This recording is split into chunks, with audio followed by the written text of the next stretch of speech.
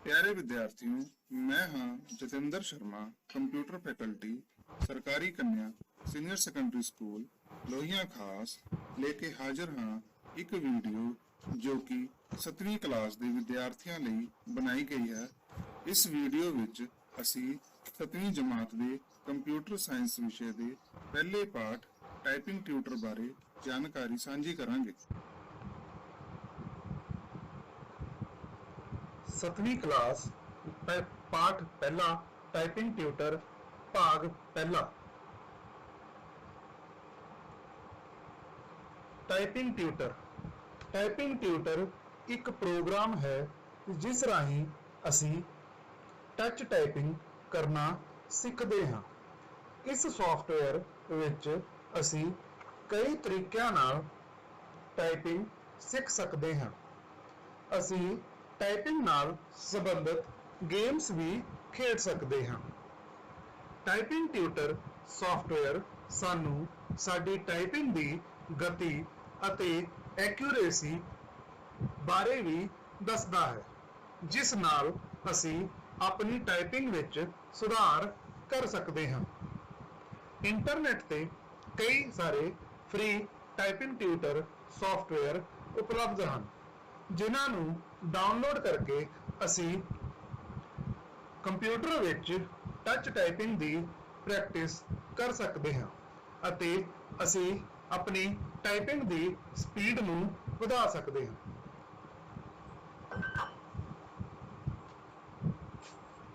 Typing ਕਰਦੇ ਹੋਏ ਸਾਨੂੰ ਕੁਝ ਖਾਸ ਗੱਲਾਂ ਦਾ ਧਿਆਨ ਰੱਖਣਾ ਚਾਹੀਦਾ ਹੈ, ਜਿਵੇਂ ਟਾਈਪਿੰਗ ਕਰਦੇ ਹੋਏ ਪਹਿਲਾਂ ਸਾਨੂੰ ਰਫ਼ਤਾਰ ਨਾਲੋਂ ਆਪਣਾ ਧਿਆਨ ਸਹੀ ਕੀ ਦਬਾਉਣ ਉੱਤੇ ਰੱਖਣਾ ਚਾਹੀਦਾ ਹੈ। ਰਫ਼ਤਾਰ ਸਮੇਂ ਅਤੇ ਅਭਿਆਸ ਨਾਲ ਆਪਣੇ ਆਪ ਵੱਧ ਜਾਂਦੀ ਹੈ। ਟਾਈਪਿੰਗ ਕਰਦੇ ਸਮੇਂ ਕੀਬੋਰਡ ਤੇ ਨਹੀਂ, ਸਕਰੀਨ ਤੇ ਧਿਆਨ ਹੋਣਾ ਚਾਹੀਦਾ ਹੈ।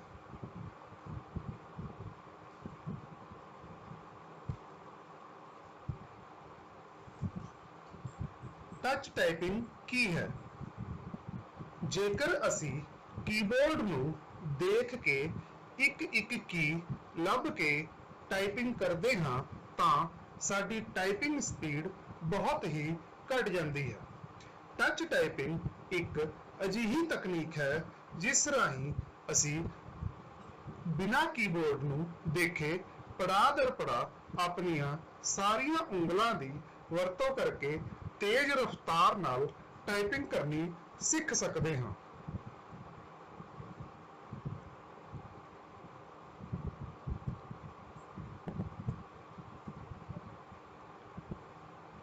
ਉੱਪਰ ਦਿੱਤੇ ਚਿੱਤਰ ਵਿੱਚ ਕੀਬੋਰਡ ਨੂੰ ਦੋ ਭਾਗਾਂ ਵਿੱਚ ਵੰਡਿਆ ਗਿਆ ਹੈ। ਪਹਿਲਾ ਭਾਗ ਖੱਬੇ ਹੱਥ ਲਈ ਤੇ ਦੂਸਰਾ ਭਾਗ ਸੱਜੇ ਹੱਥ ਲਈ ਹੈ। ਖੱਬੇ ਪਾਸੇ ਵਾਲੀਆਂ ਕੀਜ਼ ਖੱਬੇ ਹੱਥ ਦੀਆਂ ਉਂਗਲਾਂ ਨਾਲ ਦਬਾਈਆਂ ਜਾਂਦੀਆਂ ਹਨ ਅਤੇ ਇਸੇ ਤਰ੍ਹਾਂ ਸੱਜੇ ਪਾਸੇ ਵਾਲੀਆਂ ਕੀਜ਼ ਸੱਜੇ ਹੱਥ ਦੀਆਂ ਉਂਗਲਾਂ ਨਾਲ ਦਬਾਈਆਂ ਜਾਂਦੀਆਂ ਹਨ।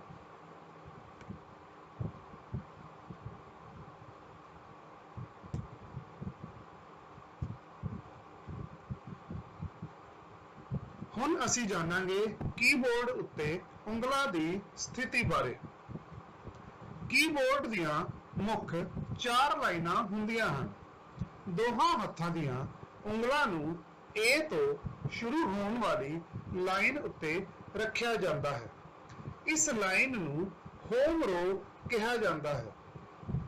ਹੋਮ ਰੋ ਤੋਂ ਉੱਪਰਲੀ ਜਾਂ ਹੇਠਲੀ ਲਾਈਨ ਦੀ ਕਿਸੇ ਕੀ ਨੂੰ ਦਬਾਉਣ ਉਪਰੰਤ ਉਂਗਲਾਂ ਫਿਰ ਇਸੇ ਲਾਈਨ ਉੱਤੇ ਵਾਪਸ ਆ ਜਾਂਦੀਆਂ ਹਨ।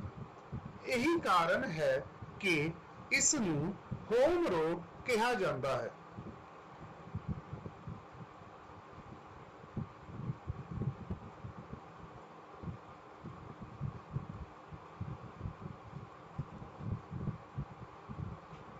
ਹੋਮ ਰੋ ਹੇਠ ਦਿੱਤੇ ਚਿੱਤਰ ਵਿੱਚ ਹੋਮ ਰੋ ਉੱਤੇ ਉਂਗਲਾਂ ਦੀ ਸਥਿਤੀ ਦਿਖਾਈ ਗਈ ਹੈ।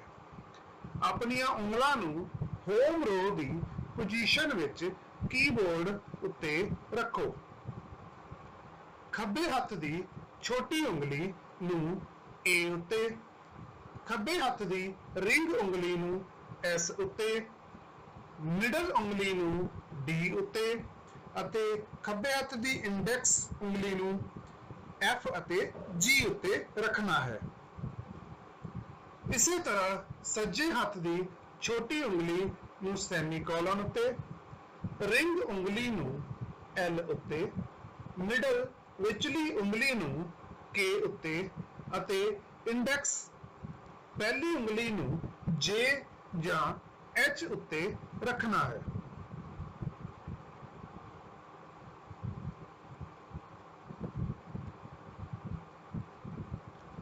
ਹੁਣ ਤੁਹਾਨੂੰ ਤਸਵੀਰ ਵਿੱਚ ਖੱਬਾ ਹੱਥ ਤੇ ਸੱਜਾ ਹੱਥ ਦੋਨਾਂ ਦਾ ਕਿਸ ਉਂਗਲੀ ਨੂੰ ਕਿਸ ਬਟਨ ਉੱਪਰ ਰੱਖਣਾ ਹੈ ਇਹ ਦੱਸਿਆ ਗਿਆ ਹੈ।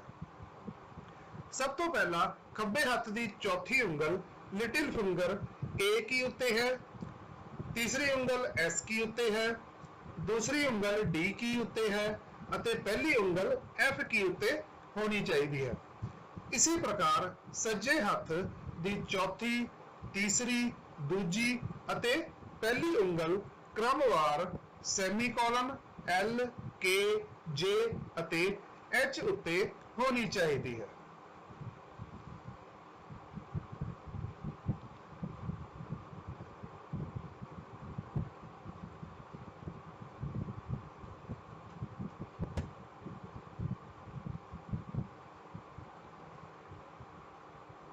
ਦੂਜੀ ਰੋ, ਹੋਮ ਰੋ ਤੋਂ ਉੱਪਰਲੀ ਰੋ ਨੂੰ ਦੂਜੀ ਰੋ ਕਿਹਾ ਜਾਂਦਾ ਹੈ। ਇਸ ਰੋ ਨੂੰ ਕੁਆਲਿਟੀ ਰੋ ਵੀ ਕਿਹਾ ਜਾਂਦਾ ਹੈ ਕਿਉਂਕਿ ਇਹ ਰੋ QWERTY ਤੋਂ ਸ਼ੁਰੂ ਹੁੰਦੀ ਹੈ।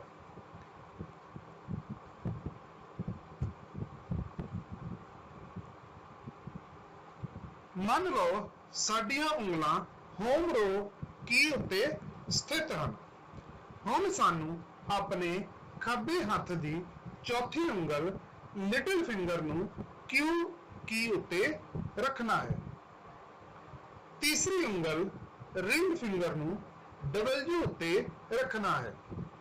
ਖੱਬੇ ਹੱਥ ਦੀ ਮਿਡਲ ਵਿਚਲੀ ਉਂਗਲ ਨੂੰ E ਉੱਤੇ ਰੱਖਣਾ ਹੈ ਅਤੇ ਪਹਿਲੀ ਉਂਗਲ ਇੰਡੈਕਸ ਫਿੰਗਰ ਨੂੰ R ਕੀ ਜਾਂ T ਕੀ ਉੱਤੇ ਵਾਰੀ-ਵਾਰੀ ਜ਼ਰੂਰਤ ਅਨੁਸਾਰ ਰੱਖਣਾ ਹੈ।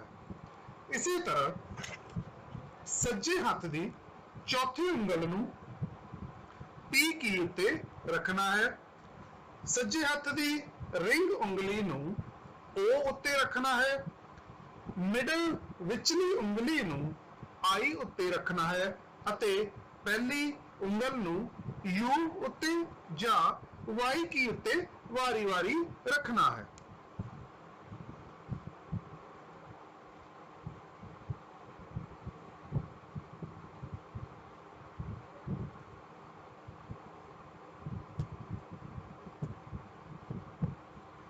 ਤੀਜੀ ਰੋ, ਹੋਮ ਰੋ ਤੋਂ ਨਿਚਲੀ ਰੋ ਨੂੰ ਤੀਜੀ ਰੋ ਕਿਹਾ ਜਾਂਦਾ ਹੈ। ਇਸ ਰੋ ਵਿੱਚ ਅਸੀਂ ਖੱਬੇ ਹੱਥ ਦੀ ਛੋਟੀ ਉਂਗਲੀ ਨੂੰ Z ਕੀ ਉੱਤੇ, ਖੱਬੇ ਹੱਥ ਦੀ ਰਿੰਗ ਉਂਗਲੀ ਨੂੰ X ਉੱਤੇ, ਖੱਬੇ ਹੱਥ ਦੀ ਮਿਡਲ ਉਂਗਲੀ ਨੂੰ C ਉੱਤੇ ਅਤੇ ਇੰਡੈਕਸ ਉਂਗਲੀ ਨੂੰ V ਜਾਂ B ਉੱਤੇ ਰੱਖਣਾ ਹੈ। ਇਸੇ ਤਰ੍ਹਾਂ ਸੱਜੇ ਹੱਥ ਦੀ ਛੋਟੀ ਉਂਗਲੀ ਨੂੰ ਸਲੈਸ਼ ਉੱਤੇ, ਰਿੰਗ ਉਂਗਲੀ ਨੂੰ ਡਾਟ ਉੱਤੇ, ਮਿਡਲ ਉਂਗਲੀ ਨੂੰ ਕੋਮਾ ਉੱਤੇ, ਇੰਡੈਕਸ ਉਂਗਲੀ ਨੂੰ M ਜਾਂ N ਉੱਤੇ ਰੱਖਣਾ ਹੈ।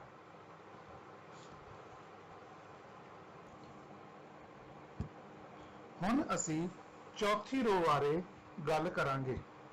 ਚੌਥੀ ਰੋ ਅੰਕਾਂ ਦੀ ਕੀਜ਼ ਨਾਲ ਸੰਬੰਧਿਤ ਹੈ। ਅੰਕਾਂ ਨੂੰ ਟਾਈਪ ਕਰਦੇ ਸਮੇਂ ਬੜੇ ਹੀ ਸਾਵਧਾਨੀ ਨਾਲ ਕੰਮ ਕਰਨਾ ਚਾਹੀਦਾ ਹੈ। ਸਾਡੀਆਂ ਉਂਗਲਾਂ ਹੋਮ ਲਾਈਨ ਤੇ ਹੋਣੀਆਂ ਚਾਹੀਦੀਆਂ ਹਨ।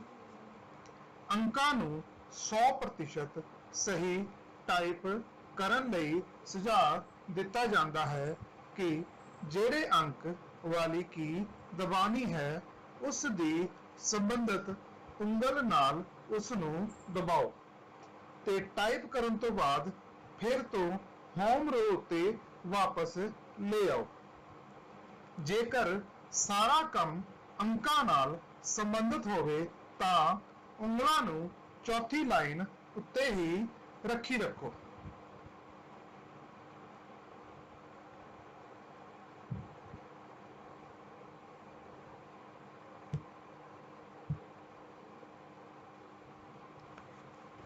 ਹੁਣ ਅਸੀਂ ਚੌਥੀ ਰੋ ਵਿੱਚ ਉਂਗਲਾਂ ਦੀ ਸਥਿਤੀ ਬਾਰੇ ਜਾਣਾਂਗੇ। ਚੌਥੀ ਰੋ ਵਿੱਚ ਖੱਬੇ ਹੱਥ ਦੀ ਛੋਟੀ ਉਂਗਲ ਲਿਟਲ ਫਿੰਗਰ ਨਾਲ ਇੱਕ ਨੂੰ ਦਬਾਉਣਾ ਹੈ। ਟਾਈਪਿੰਗ ਸਮੇਂ ਰਿੰਗ ਉਂਗਲ ਨੂੰ 2 ਤੇ ਰੱਖਣਾ ਹੈ। ਮਿਡਲ ਵਿਚਲੀ ਉਂਗਲ ਨੂੰ 3 ਤੇ ਰੱਖਣਾ ਹੈ ਅਤੇ ਖੱਬੇ ਹੱਥ ਦੀ ਇੰਡੈਕਸ ਪਹਿਲੀ ਉਂਗਲੀ ਨੂੰ 4 ਜਾਂ 5 ਤੇ ਰੱਖਣਾ ਹੈ। ਇਸੇ ਤਰ੍ਹਾਂ ਸੱਜੇ ਹੱਥ ਦੀ ਛੋਟੀ ਉਂਗਲੀ ਲਿਟਲ ਫਿੰਗਰ ਨੂੰ 0 ਉੱਤੇ ਰੱਖਣਾ ਹੈ। ਸੱਜੇ ਹੱਥ ਦੀ ਰਿੰਗ ਫਿੰਗਰ ਨੂੰ 9 ਤੇ ਰੱਖਣਾ ਹੈ। ਮਿਡਲ ਵਿਚਲੀ ਉਂਗਲ ਨੂੰ 8 ਤੇ ਰੱਖਣਾ ਹੈ ਅਤੇ ਇੰਡੈਕਸ ਪਹਿਲੀ ਉਂਗਲੀ ਨੂੰ 7 ਜਾਂ 6 ਤੇ ਰੱਖਣਾ ਹੈ।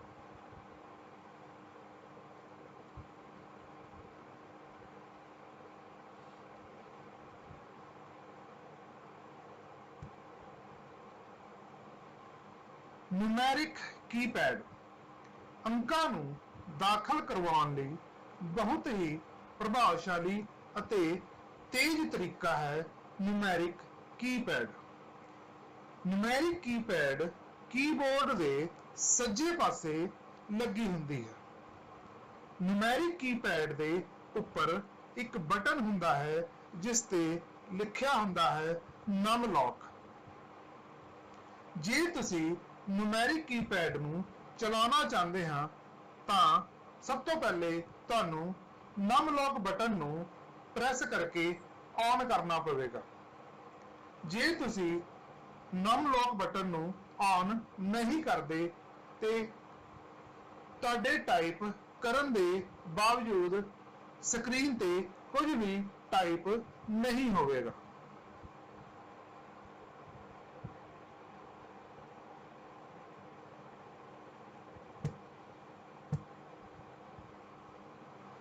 ਨਿਊਮੈਰਿਕ ਕੀਪੈਡ ਨੂੰ ਚਲਾਉਣ ਲਈ ਸਭ ਤੋਂ ਪਹਿਲਾਂ ਨਮ ਲੌਕ ਬਟਨ ਨੂੰ ਔਨ ਕਰਨਾ ਪੈਂਦਾ ਹੈ। ਇਸ ਤੋਂ ਬਾਅਦ ਆਪਣੀਆਂ ਉਂਗਲਾਂ ਨੂੰ ਨਿਊਮੈਰਿਕ ਕੀਪੈਡ ਉੱਤੇ ਹੇਠਾਂ ਲਿਖੇ ਅਨੁਸਾਰ ਰੱਖੋ। ਆਪਣੇ ਸੱਜੇ ਹੱਥ ਦਾ ਅੰਗੂਠਾ 0 ਉੱਤੇ, ਸੱਜੇ ਹੱਥ ਦੀ ਪਹਿਲੀ ਉਂਗਲ 4 ਉੱਤੇ, ਸੱਜੇ ਹੱਥ ਦੀ ਦੂਸਰੀ ਉਂਗਲ ਨੂੰ 5 ਉੱਤੇ ਅਤੇ ਸੱਜੇ ਹੱਥ ਦੀ ਤੀਜੀ ਉਂਗਲ ਨੂੰ 6 ਉੱਤੇ ਰੱਖਣਾ ਹੈ।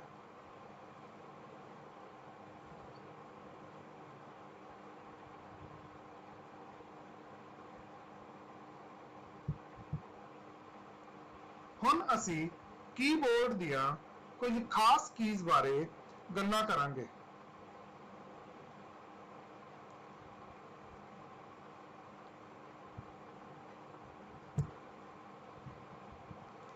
स्पेस बार की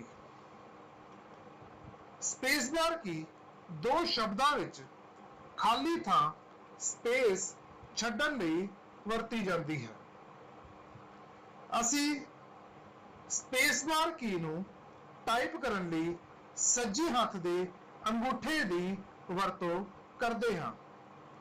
स्पेस बार की ਕੀਬੋਰਡ ਦੀ ਸਭ ਤੋਂ ਵੱਡੀ ਕੀ ਹੁੰਦੀ ਹੈ।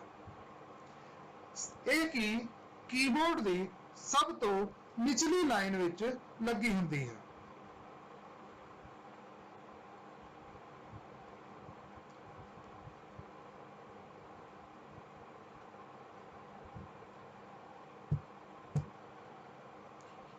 ਇੰਟਰ ਕੀ, ਇੰਟਰ ਕੀ ਕੀਬੋਰਡ ਦੇ ਸੱਜੇ ਪਾਸੇ ਲੱਗੀ ਹੁੰਦੀ ਹੈ।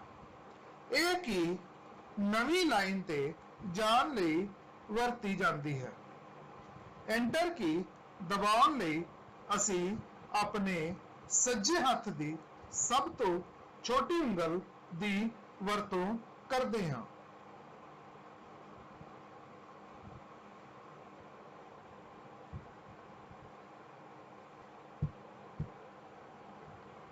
ਬੈਕ ਸਪੇਸ ਕੀ, ਇਹ ਕੀ ਕਰਸਰ ਦੇ ਖੱਬੇ ਪਾਸੇ ਇੱਕ ਅੱਖਰ ਮਿਟਾਉਣ ਲਈ ਵਰਤੀ ਜਾਂਦੀ ਹੈ। ਟਾਈਪਿੰਗ ਕਰਦੇ ਸਮੇਂ ਸਾਡੇ ਤੋਂ ਕਈ ਵਾਰ ਟਾਈਪਿੰਗ ਦੀਆਂ ਮਿਸਟੇਕਸ ਹੋ ਜਾਂਦੀਆਂ ਹਨ। ਉਹਨਾਂ ਮਿਸਟੇਕਸ ਨੂੰ, ਉਹਨਾਂ ਗਲਤੀਆਂ ਨੂੰ ਠੀਕ ਕਰਨ ਲਈ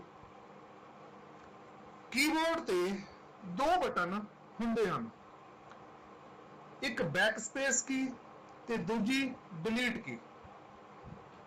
ਡਿਲੀਟ ਕੀ ਕਰਸਰ ਦੇ ਸੱਜੇ ਪਾਸੇ ਦੇ ਅੱਖਰਾਂ ਨੂੰ ਮਿਟਾਉਣ ਲਈ ਵਰਤੀ ਜਾਂਦੀ ਹੈ ਅਤੇ ਬੈਕ ਸਪੇਸ ਕੀ ਕਰਸਰ ਦੇ ਖੱਬੇ ਪਾਸੇ ਦੇ ਇੱਕ ਅੱਖਰ ਨੂੰ ਮਿਟਾਉਣ ਲਈ ਵਰਤੀ ਜਾਂਦੀ ਹੈ।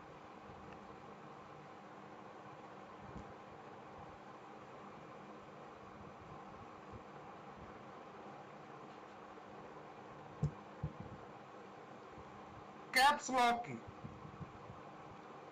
जेकर पूरा शब्द लाइन या पैरा ਵੱਡੇ ਅੱਖਰਾਂ ਵਿੱਚ ਲਿਖਣਾ ਹੋਵੇ ਤਾਂ ਕੈਪਸ ਲੌਕ ਕੀ ਨੂੰ ਔਨ ਦੀ ਸਥਿਤੀ ਵਿੱਚ ਰੱਖੋ। ਕੀਬੋਰਡ ਤੇ ਕੈਪਸ ਲੌਕ ਬਟਨ ਲਈ ਇੱਕ ਛੋਟੀ ਜਿਹੀ ਲਾਈਟ ਲੱਗੀ ਹੁੰਦੀ ਹੈ। ਜਦੋਂ ਅਸੀਂ ਕੈਪਸ ਲੌਕ ਬਟਨ ਨੂੰ ਪ੍ਰੈਸ ਕਰਕੇ ਔਨ ਕਰਦੇ ਹਾਂ ਤੇ ਕੀਬੋਰਡ ਤੇ ਲੱਗੀ caps lock the light on ਹੋ ਜਾਂਦੀ ਹੈ, ਜਗ ਜਾਂਦੀ ਹੈ। ਇਸੇ ਤਰ੍ਹਾਂ ਜਦੋਂ ਅਸੀਂ ਕੈਪਸ ਲੌਕ ਬਟਨ ਨੂੰ ਦੁਬਾਰਾ ਤੋਂ ਪ੍ਰੈਸ ਕਰਕੇ ਆਫ ਕਰਦੇ ਹਾਂ, ਬੰਦ ਕਰਦੇ ਹਾਂ ਤੇ ਲਾਈਟ ਕੀਬੋਰਡ ਕੈਪਸ ਲੌਕ ਦੀ ਉਹ ਬੰਦ ਹੋ ਜਾਂਦੀ ਹੈ। ਸਾਨੂੰ ਟਾਈਪਿੰਗ ਕਰਦੇ ਸਮੇਂ ਜੇ ਤਾਂ ਇੱਕ ਅੱਖਰ ਵੱਡੇ ਕੈਪੀਟਲ ਲੈਟਰ ਵਿੱਚ ਟਾਈਪ ਕਰਨਾ ਹੈ ਤੇ ਕੈਪਸ ਲੌਕ ਕੀ ਦੀ ਬਜਾਏ ਸ਼ਿਫਟ ਕੀ ਦੀ ਵਰਤੋਂ ਕਰਨੀ ਚਾਹੀਦੀ ਹੈ। ਕੈਪਸ ਲੌਕ ਕੀ ਜਦੋਂ ਤੱਕ ਔਨ ਹੁੰਦੀ ਹੈ ਸਾਰੇ ਹੀ ਲੈਟਰਸ ਵੱਡੇ ਅੱਖਰਾਂ ਵਿੱਚ ਟਾਈਪ ਹੁੰਦੇ ਹਨ। ਕੰਪਿਊਟਰ ਵਿੱਚ ਪਾਸਵਰਡ ਟਾਈਪ ਕਰਦੇ ਸਮੇਂ ਕਈ ਵਾਰ ਕੈਪਸ ਲੌਕ ਬਟਨ ਔਨ ਰਹਿ ਜਾਂਦਾ ਹੈ। ਉਸ ਸਮੇਂ ਸਾਡੇ ਤੋਂ ਵਾਰ-ਵਾਰ ਪਾਸਵਰਡ ਟਾਈਪ ਹੋਣ ਦੇ ਬਾਵਜੂਦ ਲੌਕ ਨਹੀਂ ਖੁੱਲਦਾ। ਇਸ ਦਾ ਕਾਰਨ ਇਹ ਹੁੰਦਾ ਹੈ ਕਿ ਕਈ ਵਾਰ ਕੈਪਸ ਲੌਕ ਕੀ ਔਨ ਦੀ ਸਥਿਤੀ ਵਿੱਚ ਹੁੰਦਾ ਹੈ।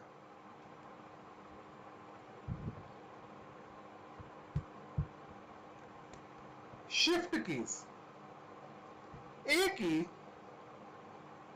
ਕੀਬੋਰਡ ਦੇ ਦੋਵੇਂ ਪਾਸੇ ਹੀ ਲੱਗੀ ਹੁੰਦੀ ਹੈ। ਸ਼ਿਫਟ ਕੀ ਵੱਡੇ ਅੱਖਰ ਕੈਪੀਟਲ ਲੈਟਰ ਲਿਖਣ ਲਈ ਵਰਤੀ ਜਾਂਦੀ ਹੈ, ਲੇਕਿਨ ਜਿਵੇਂ ਕਿ ਅਸੀਂ ਕੈਪਸ ਲੌਕ ਕੀ ਦਾ ਦੇਖਿਆ ਕਿ ਕੈਪਸ ਲੌਕ ਕੀ ਔਨ ਹੋਣ ਤੋਂ ਬਾਅਦ ਸਾਰੇ ਹੀ ਲੈਟਰਸ ਕੈਪੀਟਲ ਦੇ ਵਿੱਚ ਟਾਈਪ ਹੁੰਦੇ ਹਨ। ਸ਼ਿਫਟ ਕੀ ਦੇ ਨਾਲ ਅਸੀਂ ਇੱਕ ਟਾਈਮ ਤੇ ਇੱਕ ਹੀ ਲੈਟਰ ਕੈਪੀਟਲ ਦੇ ਵਿੱਚ ਵੱਡੇ ਅੱਖਰਾਂ ਵਿੱਚ ਟਾਈਪ ਕਰ ਸਕਦੇ ਹਾਂ। ਸ਼ਿਫਟ ਕੀ ਦੇ ਨਾਲ ਵੱਡੇ ਅੱਖਰਾਂ ਵਿੱਚ ਟਾਈਪ ਕਰਨ ਲਈ ਅਸੀਂ ਸ਼ਿਫਟ ਕੀ ਨੂੰ ਦਬਾ ਕੇ ਤੇ ਨਾਲ ਜਿਸ ਵੀ ਲੈਟਰ ਨੂੰ ਵੱਡੇ ਅੱਖਰ ਵਿੱਚ ਟਾਈਪ ਕਰਨਾ ਹੈ ਉਸ ਨੂੰ ਪ੍ਰੈਸ ਕਰਨਾ ਹੈ।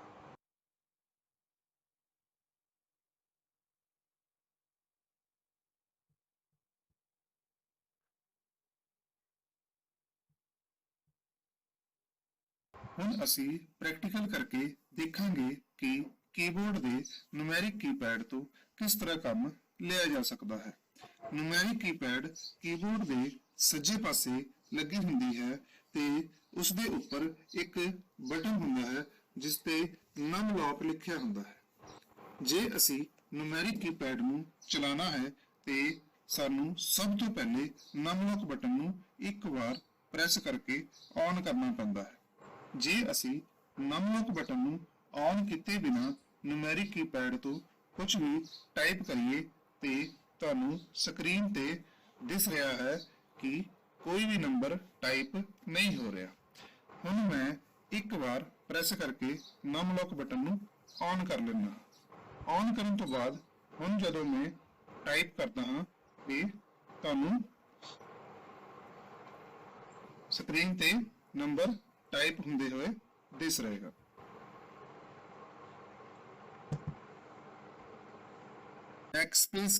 ਬੈਕਸਪੇਸ ਕੀ ਕੰਪਿਊਟਰ ਦੇ ਕੀਬੋਰਡ ਦੇ ਉੱਪਰ ਤੋਂ ਸੈਕੰਡ ਰੋ ਦੇ ਸੱਜੇ ਪਾਸੇ ਲੱਗੀ ਹੁੰਦੀ ਹੈ, ਜਿਵੇਂ ਕਿ ਤੁਹਾਨੂੰ ਸਕਰੀਨ ਵਿੱਚ ਦਿਸ ਰਿਹਾ ਹੈ। ਬੈਕਸਪੇਸ ਕੀ ਦਾ ਕੰਮ ਇਹ ਹੁੰਦਾ ਹੈ ਕਿ ਜਦੋਂ ਅਸੀਂ ਕੰਪਿਊਟਰ ਵਿੱਚ ਟਾਈਪਿੰਗ ਕਰ ਰਹੇ ਹੁੰਦੇ ਹਾਂ ਤੇ ਟਾਈਪਿੰਗ ਕਰਦੇ ਸਮੇਂ ਸਾਡੇ ਤੋਂ ਕਈ ਵਾਰ ਟਾਈਪਿੰਗ ਦੀਆਂ ਕਈ ਮਿਸਟੇਕਸ ਹੋ ਜਾਂਦੀਆਂ ਹਨ।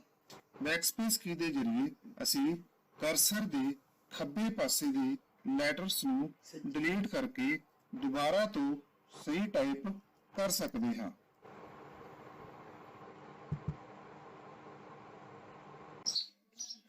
ਕੈਪਸਲੌਕ ਬਟਨ ਕੰਪਿਊਟਰ ਦੇ ਕੀਬੋਰਡ ਦੇ ਖੱਬੇ ਪਾਸੇ ਲੱਗੀ ਹੁੰਦੀ ਹੈ, ਜਿਵੇਂ ਕਿ ਤੁਹਾਨੂੰ ਸਕਰੀਨ ਵਿੱਚ ਦਿਸ ਰਿਹਾ ਹੈ। ਇਸ ਦਾ ਕੰਮ ਇਹ ਹੁੰਦਾ ਹੈ ਕਿ ਜੇ ਅਸੀਂ ਕੰਪਿਊਟਰ ਵਿੱਚ ਕੈਪੀਟਲ ਲੈਟਰਸ 'ਚ ਟਾਈਪ ਕਰਨਾ ਚਾਹੁੰਦੇ ਹਾਂ ਤੇ ਸਾਨੂੰ ਕੈਪਸਲੌਕ ਬਟਨ ਨੂੰ ਔਨ ਕਰਨਾ ਪੈਂਦਾ ਹੈ। ਜੇ ਅਸੀਂ ਇਸ ਨੂੰ ਔਨ ਕੀਤੇ ਬਿਨਾਂ ਟਾਈਪਿੰਗ ਕਰੀਏ ਤੇ ਤੁਹਾਨੂੰ ਸਕਰੀਨ ਤੇ ਦਿਸ ਰਿਹਾ ਹੈ ਕਿ ਸਾਰੇ ਸਮਾਲ ਲੈਟਰਸ ਟਾਈਪ ਹੋ ਰਹੇ ਹਨ। ਹੁਣ ਅਸੀਂ ਕੈਪਸਲੌਕ ਬਟਨ ਨੂੰ ਇੱਕ ਵਾਰ ਪ੍ਰੈਸ ਕਰਕੇ ਔਨ ਕਰ ਲੈਂਦੇ ਹਾਂ। ਔਨ ਕਰਨ ਤੋਂ ਬਾਅਦ ਹੁਣ ਜਦੋਂ ਅਸੀਂ ਦੁਬਾਰਾ ਤੋਂ ਟਾਈਪ ਕਰਦੇ ਹਾਂ ਤੇ ਤੁਹਾਨੂੰ ਦਿਸ ਰਿਹਾ ਹੈ ਕਿ ਸਾਰੇ ਲੈਟਰਸ ਕੈਪੀਟਲ ਦੇ ਵਿੱਚ ਟਾਈਪ ਹੋ ਰਹੇ ਹਨ। ਕੰਪਿਊਟਰ ਵਿੱਚ ਵੱਡੇ ਅੱਖਰਾਂ ਵਿੱਚ ਟਾਈਪ ਕਰਨ ਦੇ ਦੋ ਤਰੀਕੇ ਹੁੰਦੇ ਹਨ। ਪਹਿਲਾ ਤਰੀਕਾ ਹੁੰਦਾ ਹੈ ਕੈਪਸਲੌਕ ਬਟਨ ਦੀ ਵਰਤੋਂ ਕਰਕੇ ਤੇ ਦੂਜਾ ਤਰੀਕਾ ਹੈ ਸ਼ਿਫਟ ਬਟਨ ਦੀ ਵਰਤੋਂ ਕਰਕੇ।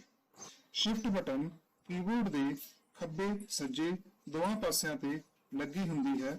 ਅਸੀਂ ਜਿਸ ਵੀ ਅੱਖਰ ਨੂੰ ਵੱਡੇ ਅੱਖਰਾਂ ਵਿੱਚ ਟਾਈਪ ਕਰਨਾ ਚਾਹੁੰਦੇ ਹਾਂ, ਅਸੀਂ ਸ਼ਿਫਟ ਬਟਨ ਦੇ ਨਾਲ ਉਸ ਬਟਨ ਨੂੰ ਦਬਾ ਕੇ ਕੈਪੀਟਲ ਦੇ ਵਿੱਚ ਟਾਈਪ ਕਰ ਸਕਦੇ ਹਾਂ। ਜਿਵੇਂ ਕਿ ਮੈਂ A ਨੂੰ ਕੈਪੀਟਲ ਲੈਟਰ ਵਿੱਚ ਟਾਈਪ ਕਰਨਾ ਚਾਹੁੰਦਾ ਹਾਂ ਤੇ ਮੈਂ ਪਹਿਲੇ ਸ਼ਿਫਟ ਬਟਨ ਨੂੰ ਪ੍ਰੈਸ ਕਰ ਲਵਾਂਗਾ ਤੇ ਨਾਲ ਹੀ A ਨੂੰ ਪ੍ਰੈਸ ਕਰੂੰਗਾ ਤੇ A ਸਕਰੀਨ ਤੇ ਕੈਪੀਟਲ ਦੇ ਵਿੱਚ ਟਾਈਪ ਹੋ ਗਈ ਹੈ। ਜੇ ਮੈਂ ਬਿਨਾਂ ਸ਼ਿਫਟ ਬਟਨ ਨੂੰ ਪ੍ਰੈਸ ਕੀਤੇ ਹੀ A ਨੂੰ ਟਾਈਪ ਕਰਦਾ ਹਾਂ ਤੇ ਤੁਸੀਂ ਸਕਰੀਨ ਤੇ ਦੇਖ ਸਕਦੇ ਹਾਂ ਕਿ A ਸਮਾਲ ਦੇ ਵਿੱਚ ਟਾਈਪ ਹੋ ਰਹੀ ਹੈ।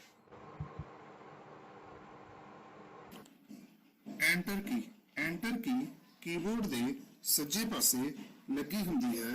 ਇਹ ਕੀ ਨਵੀਂ ਲਾਈਨ ਤੇ ਜਾਣ ਲਈ ਵਰਤੀ ਜਾਂਦੀ ਹੈ।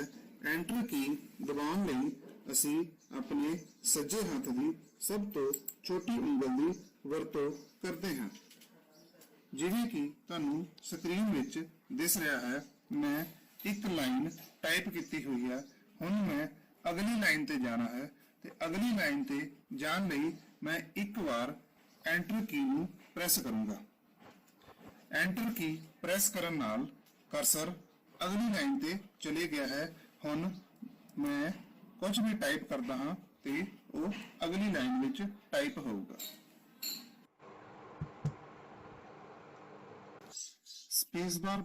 ਸਪੇਸਬਾਰ ਬਟਨ ਕੀਬੋਰਡ ਦੇ ਸਭ ਤੋਂ ਥੱਲੇ ਵਾਲੀ ਰੋ ਵਿੱਚ ਲੱਗਿਆ ਹੁੰਦਾ ਹੈ। ਇਹ ਕੀਬੋਰਡ ਦਾ ਸਭ ਤੋਂ ਵੱਡਾ ਬਟਨ ਹੁੰਦਾ ਹੈ।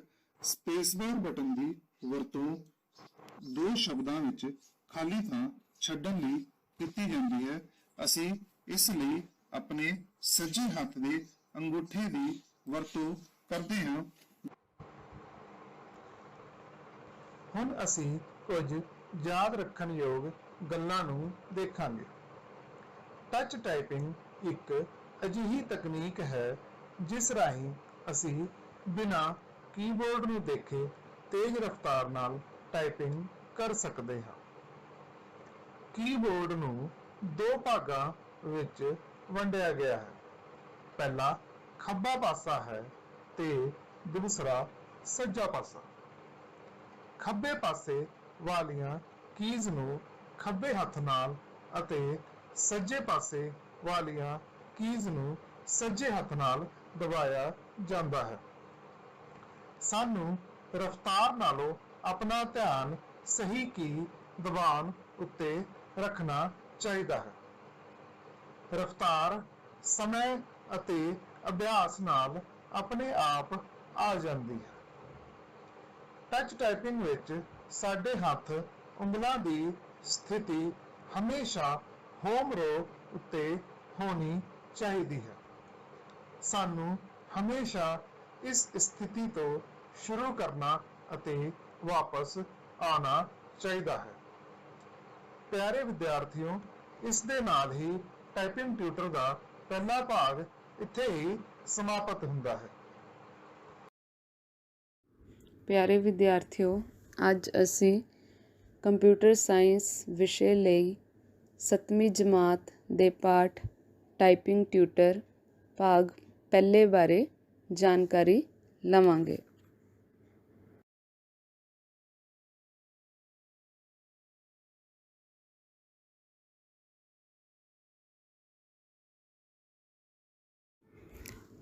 ਇਸ ਪਾਠ ਵਿੱਚ ਅਸੀਂ ਸਿੱਖਾਂਗੇ ਕਿ ਟੱਚ ਟਾਈਪਿੰਗ ਕੀ ਹੈ, ਕੀਬੋਰਡ ਉੱਤੇ ਉਂਗਲਾਂ ਦੀ ਸਥਿਤੀ ਕੀ ਹੈ, ਨੂਮੈਰਿਕ ਕੀਪੈਡ ਕੀ ਹੈ, ਕੀਬੋਰਡ ਦੀਆਂ ਮਹੱਤਵਪੂਰਨ ਕੀਜ਼ ਕਿਹੜੀਆਂ ਹਨ ਅਤੇ ਟੌਪਿਕ ਨਾਲ ਸੰਬੰਧਿਤ ਯਾਦ ਰੱਖਣਯੋਗ ਗੱਲਾਂ।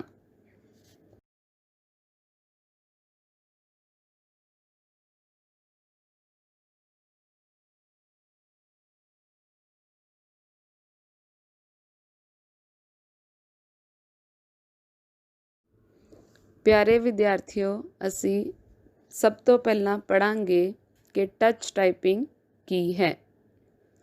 ਟੱਚ ਟਾਈਪਿੰਗ ਇੱਕ ਅਜਿਹੀ ਤਕਨੀਕ ਹੈ ਜਿਸ ਰਾਹੀਂ ਅਸੀਂ ਬਿਨਾਂ ਕੀਬੋਰਡ ਨੂੰ ਦੇਖੇ ਪੜਾਅ ਦਰ ਪੜਾਅ ਆਪਣੀਆਂ ਸਾਰੀਆਂ ਉਂਗਲਾਂ ਦੀ ਵਰਤੋਂ ਕਰਕੇ ਤੇਜ਼ ਰਫ਼ਤਾਰ ਨਾਲ ਟਾਈਪਿੰਗ ਕਰ ਸਕਦੇ ਹਾਂ।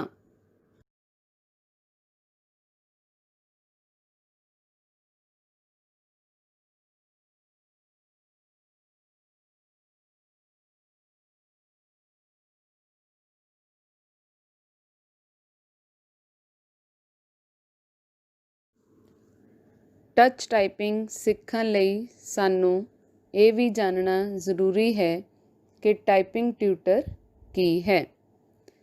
ਟਾਈਪਿੰਗ ਟਿਊਟਰ ਇੱਕ ਪ੍ਰੋਗਰਾਮ ਹੈ ਜਿਸ ਰਾਹੀਂ ਅਸੀਂ ਟੱਚ ਟਾਈਪਿੰਗ ਕਰਨਾ ਸਿੱਖਦੇ ਹਾਂ ਔਰ ਅੱਜ ਕੱਲ੍ਹ ਮਾਰਕੀਟ ਵਿੱਚ ਬਹੁਤ ਸਾਰੇ ਟਾਈਪਿੰਗ ਟਿਊਟਰ ਆਏ ਹੋਏ ਹਨ ਜਿਨ੍ਹਾਂ ਦੀ ਵਰਤੋਂ ਕਰਕੇ ਅਸੀਂ ਟੱਚ ਟਾਈਪਿੰਗ ਸਿੱਖ ਸਕਦੇ ਹਾਂ।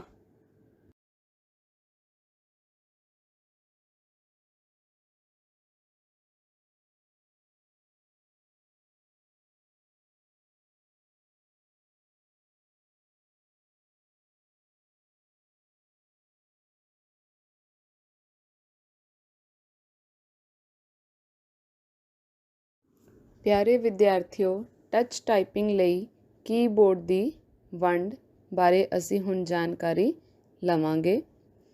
ਟੱਚ ਟਾਈਪਿੰਗ ਲਈ ਕੀਬੋਰਡ ਨੂੰ ਦੋ ਭਾਗਾਂ ਵਿੱਚ ਵੰਡਿਆ ਜਾਂਦਾ ਹੈ। ਪਹਿਲਾ ਭਾਗ ਖੱਬੇ ਹੱਥ ਲਈ ਲੈਫਟ ਹੈਂਡ ਲਈ ਅਤੇ ਦੂਜਾ ਭਾਗ ਸੱਜੇ ਹੱਥ ਲਈ ਰਾਈਟ ਹੈਂਡ ਲਈ।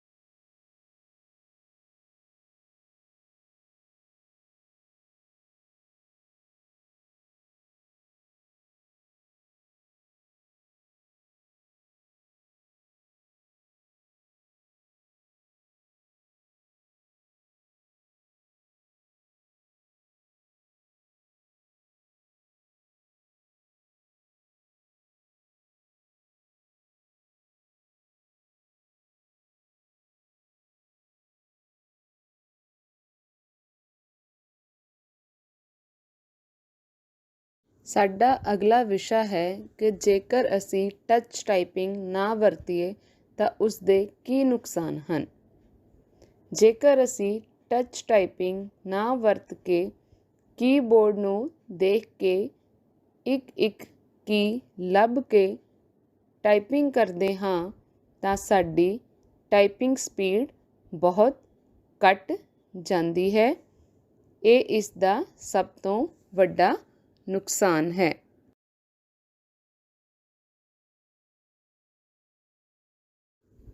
ਪਿਆਰੇ ਬੱਚਿਓ, ਟੱਚ ਟਾਈਪਿੰਗ ਸਿੱਖਣ ਲਈ ਸਾਨੂੰ ਕੀਬੋਰਡ ਉੱਤੇ ਉਂਗਲਾਂ ਦੀ ਸਥਿਤੀ ਬਾਰੇ ਜਾਣਕਾਰੀ ਲੈਣਾ ਬਹੁਤ ਜ਼ਰੂਰੀ ਹੈ।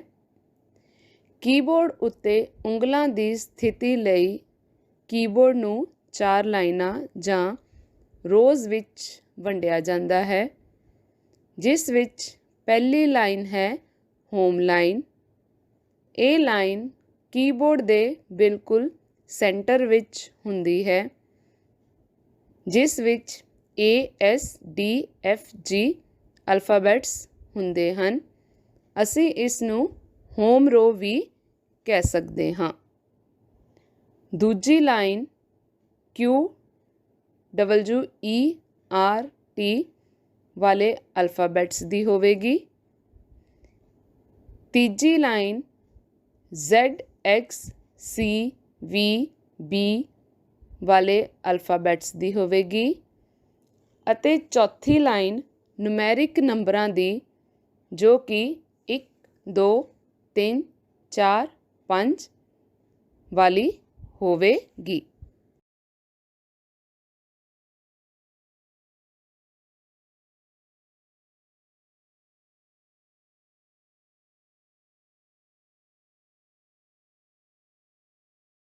ਬੱਚਿਓ, ਟੱਚ ਟਾਈਪਿੰਗ ਸਿੱਖਣ ਲਈ ਸਾਨੂੰ ਕੀਬੋਰਡ ਉੱਤੇ ਉਂਗਲਾਂ ਦੀ ਸਥਿਤੀ ਲਈ ਕੁਝ ਗੱਲਾਂ ਯਾਦ ਰੱਖਣ ਦੀ ਬਹੁਤ ਜ਼ਰੂਰਤ ਹੈ, ਜਿਸ ਵਿੱਚ ਸਭ ਤੋਂ ਪਹਿਲਾਂ ਖੱਬੇ ਪਾਸੇ ਦੀਆਂ ਕੀਜ਼ ਖੱਬੇ ਹੱਥ ਦੀਆਂ ਉਂਗਲਾਂ ਨਾਲ ਦਬਾਉਣੀਆਂ ਚਾਹੀਦੀਆਂ ਹਨ।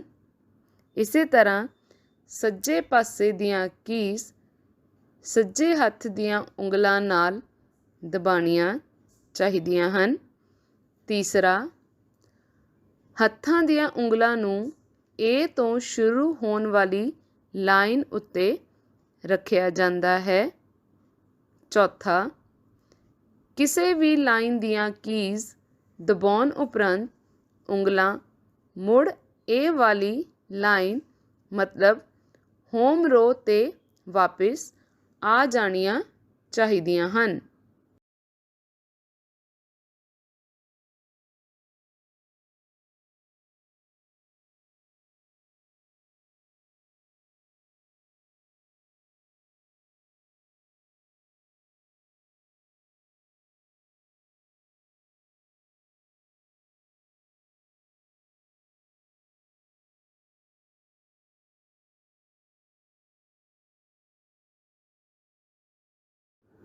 ਆਓ ਹੁਣ ਹੋਮ ਲਾਈਨ ਬਾਰੇ ਜਾਣਕਾਰੀ ਹਾਸਿਲ ਕਰੀਏ। ਚਿੱਤਰ ਵਿੱਚ ਦਿਖਾਏ ਅਨੁਸਾਰ ਹੋਮ ਰੋ ਉੱਤੇ ਉਂਗਲਾਂ ਦੀ ਸਥਿਤੀ ਰੱਖੋ, ਜਿਸ ਵਿੱਚ ਸਭ ਤੋਂ ਪਹਿਲਾਂ ਸਾਡੇ ਖੱਬੇ ਹੱਥ ਦੀ ਚੌਥੀ ਉਂਗਲ ਮਤਲਬ ਲਿਟਲ ਫਿੰਗਰ A ਕੀ ਉੱਤੇ, ਤੀਸਰੀ ਉਂਗਲ S ਕੀ ਉੱਤੇ, ਦੂਸਰੀ ਉਂਗਲ D ਕੀ ਉੱਤੇ ਅਤੇ ਪਹਿਲੀ ਉਂਗਲ ਇੰਡੈਕਸ ਉਂਗਲ F ਕੀ ਅਤੇ ਵਾਰੀ-ਵਾਰੀ G ਕੀ ਉੱਤੇ ਹੋਣੀ ਚਾਹੀਦੀ ਹੈ।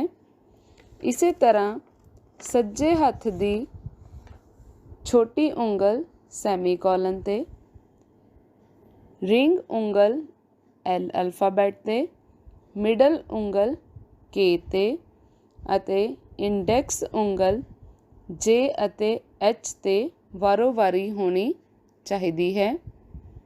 ਇਸ ਤਰੀਕੇ ਨਾਲ ਅਸੀਂ ਹੋਮ ਰੋ ਉੱਤੇ ਆਪਣੇ ਹੱਥਾਂ ਦੀ ਪੋਜੀਸ਼ਨ ਸੈੱਟ ਕਰਕੇ ਰੱਖ ਸਕਦੇ ਹਾਂ।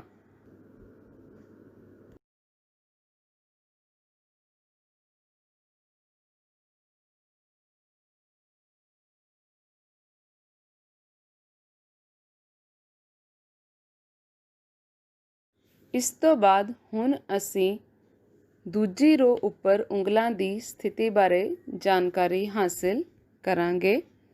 ਚਿੱਤਰ ਵਿੱਚ ਦਿਖਾਏ ਅਨੁਸਾਰ ਆਪਣੇ ਖੱਬੇ ਹੱਥ ਦੀ ਛੋਟੀ ਉਂਗਲ Q ਕੀ ਉੱਤੇ, ਰਿੰਗ ਉਂਗਲ W ਕੀ ਉੱਤੇ, ਮਿਡਲ ਉਂਗਲ E ਕੀ ਉੱਤੇ ਅਤੇ ਇੰਡੈਕਸ ਉਂਗਲ R ਅਤੇ T ਕੀ ਉੱਤੇ ਵਾਰੋ-ਵਾਰੀ ਹੋਣੀ ਚਾਹੀਦੀ ਹੈ।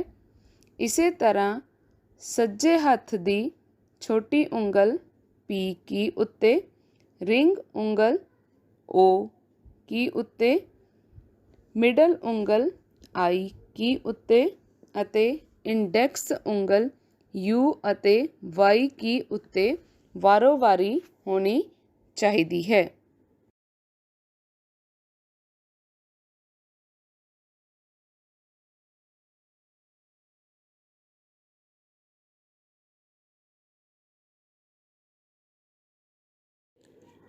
ਆਓ ਬੱਚਿਓ, ਹੁਣ ਅਸੀਂ ਤੀਜੀ ਰੋ ਉੱਤੇ ਉਂਗਲਾਂ ਦੀ ਸਥਿਤੀ ਬਾਰੇ ਜਾਣਕਾਰੀ ਹਾਸਿਲ ਕਰਦੇ ਹਾਂ, ਜਿਸ ਵਿੱਚ ਖੱਬੇ ਹੱਥ ਦੀ ਛੋਟੀ ਉਂਗਲ Z ਕੀ ਉੱਤੇ, ਰਿੰਗ ਉਂਗਲ X ਕੀ ਉੱਤੇ, ਮਿਡਲ ਉਂਗਲ C ਕੀ ਉੱਤੇ ਅਤੇ ਇੰਡੈਕਸ ਉਂਗਲ V ਅਤੇ B ਕੀ ਉੱਤੇ ਵਾਰੋ-ਵਾਰੀ ਹੋਣੀ ਚਾਹੀਦੀ ਹੈ। ਇਸੇ ਤਰ੍ਹਾਂ ਸੱਜੇ ਹੱਥ ਦੀ ਛੋਟੀ ਉਂਗਲ / ਕੀ ਉੱਤੇ, ਰਿੰਗ ਉਂਗਲ ਡਾਟ ਉੱਤੇ, ਮਿਡਲ ਉਂਗਲ ਕੌਮਾ ਉੱਤੇ ਅਤੇ ਇੰਡੈਕਸ ਉਂਗਲ M ਅਤੇ N ਕੀ ਉੱਤੇ ਵਾਰੋ-ਵਾਰੀ ਹੋਣੀ ਚਾਹੀਦੀ ਹੈ।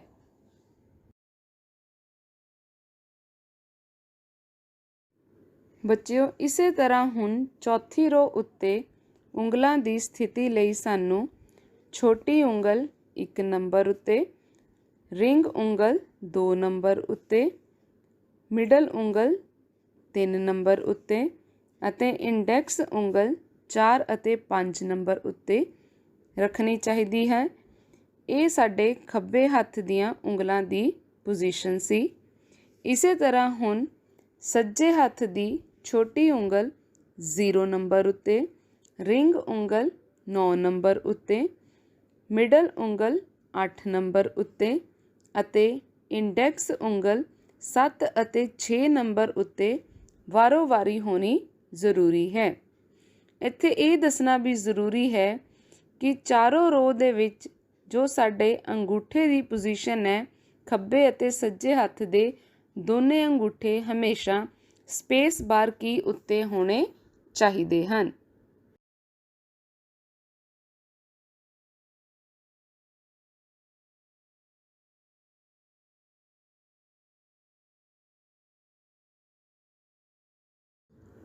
ਪਿਆਰੇ ਬੱਚਿਓ, ਹੁਣ ਅਸੀਂ ਆਪਣੇ ਇੱਕ ਹੋਰ ਨਵੇਂ ਟੌਪਿਕ ਨੂਮੈਰਿਕ ਕੀਪੈਡ ਬਾਰੇ ਜਾਣਕਾਰੀ ਹਾਸਿਲ ਕਰਾਂਗੇ। ਨੂਮੈਰਿਕ ਕੀਪੈਡ ਕੀ ਹੈ? ਅੰਕਾਂ ਨੂੰ ਦਾਖਲ ਕਰਵਾਉਣ ਲਈ ਬਹੁਤ ਹੀ ਪ੍ਰਭਾਵਸ਼ਾਲੀ ਅਤੇ ਤੇਜ਼ ਤਰੀਕਾ ਹੈ ਨੂਮੈਰਿਕ ਕੀਪੈਡ। ਇਹ ਕੀਬੋਰਡ ਦੇ ਸੱਜੇ ਪਾਸੇ ਲੱਗੀ ਹੁੰਦੀ ਹੈ।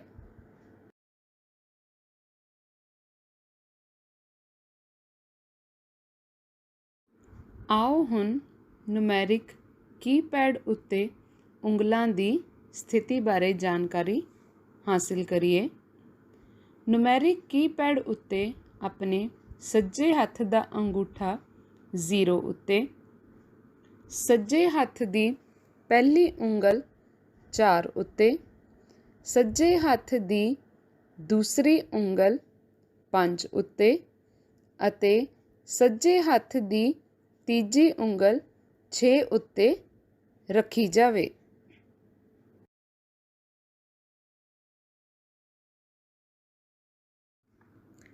ਨੂਮੈਰਿਕ ਕੀਪੈਡ ਵਰਤਣ ਲਈ ਦੋ ਗੱਲਾਂ ਖਾਸ ਧਿਆਨ ਵਿੱਚ ਰੱਖਣੀਆਂ ਚਾਹੀਦੀਆਂ ਹਨ। ਨੂਮੈਰਿਕ ਕੀਪੈਡ ਵਰਤਣ ਲਈ ਨਮ ਲੌਕ ਬਟਨ ਔਨ ਦੀ ਸਥਿਤੀ ਵਿੱਚ ਹੋਣਾ ਚਾਹੀਦਾ ਹੈ। ਬਾਜ਼ਾਰ ਵਿੱਚ numeric keypad, external USB keypad ਵੀ ਉਪਲਬਧ ਹਨ।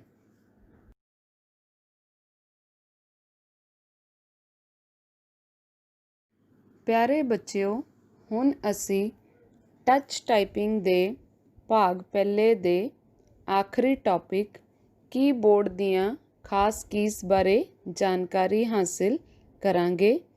ਕੀਬੋਰਡ ਦੀਆਂ ਖਾਸ ਕੀਜ਼ ਹਨ space bar, enter keys, backspace, shift key ਅਤੇ ਕੈਪਸ ਲੌਕ ਕੀ।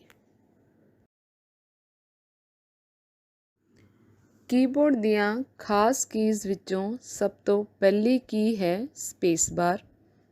ਸਪੇਸ ਬਾਰ ਕੀ ਹੈ? ਦੋ ਸ਼ਬਦਾਂ ਵਿੱਚ ਖਾਲੀ ਥਾਂ ਛੱਡਣ ਲਈ ਸਪੇਸ ਬਾਰ ਕੀ ਦੀ ਵਰਤੋਂ ਕੀਤੀ ਜਾਂਦੀ ਹੈ। ਅਸੀਂ ਇਸ ਲਈ ਆਪਣੇ ਸੱਜੇ ਹੱਥ ਦੇ ਅੰਗੂਠੇ ਦੀ ਵਰਤੋਂ ਕਰਦੇ ਹਾਂ ਅਤੇ ਸਪੇਸ ਬਾਰ ਕੀ ਕੀਬੋਰਡ ਉੱਪਰ ਲੱਗੀਆਂ ਕੀਜ਼ ਵਿੱਚੋਂ ਸਭ ਤੋਂ ਲੰਬੀ ਕੀ ਹੁੰਦੀ ਹੈ।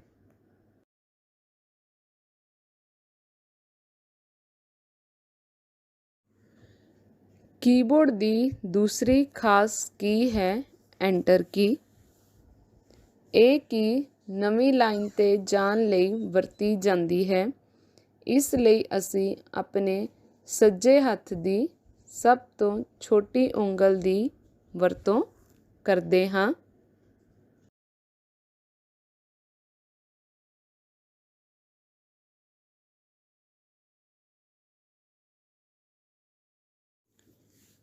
ਕੀਬੋਰਡ ਦੀ ਤੀਸਰੀ ਖਾਸ ਕੀ ਹੈ ਬੈਕਸਪੇਸ। ਇਹ ਕੀ ਕਰਸਰ ਦੇ ਖੱਬੇ ਪਾਸੇ ਇੱਕ ਅੱਖਰ ਮਿਟਾਉਣ ਲਈ ਵਰਤੀ ਜਾਂਦੀ ਹੈ। ਅਸੀਂ ਇਸ ਲਈ ਆਪਣੇ ਸੱਜੇ ਹੱਥ ਦੀ ਛੋਟੀ ਉਂਗਲ ਦੀ ਵਰਤੋਂ ਕਰਦੇ ਹਾਂ।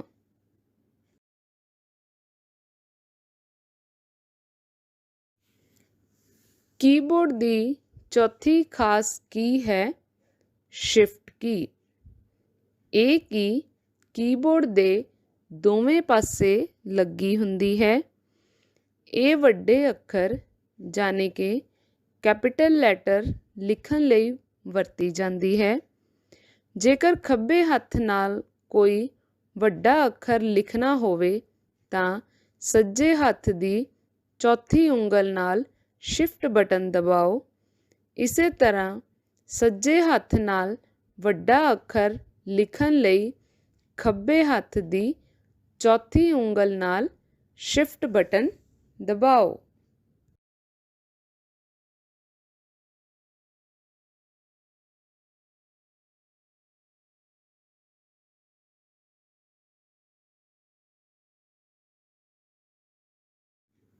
ਕੀਬੋਰਡ ਦੀ ਪੰਜਵੀਂ ਖਾਸ ਕੀ ਹੈ ਕੈਪਸ ਲੌਕ ਕੀ। ਜੇਕਰ ਪੂਰਾ ਸ਼ਬਦ, ਲਾਈਨ ਜਾਂ ਪੈਰਾ ਵੱਡੇ ਅੱਖਰਾਂ ਵਿੱਚ ਲਿਖਣਾ ਹੋਵੇ ਤਾਂ ਕੈਪਸ ਲੌਕ ਨੂੰ ਔਨ ਦੀ ਸਥਿਤੀ ਵਿੱਚ ਰੱਖੋ। ਇਸ ਲਈ ਆਪਣੇ ਖੱਬੇ ਹੱਥ ਦੀ ਛੋਟੀ ਉਂਗਲ ਦੀ ਵਰਤੋਂ ਕਰਦੇ ਹਾਂ ਜਿਸ ਨਾਲ ਕਿ ਅੱਖਰ ਵੱਡੇ ਲਿਖੇ ਜਾਣਗੇ।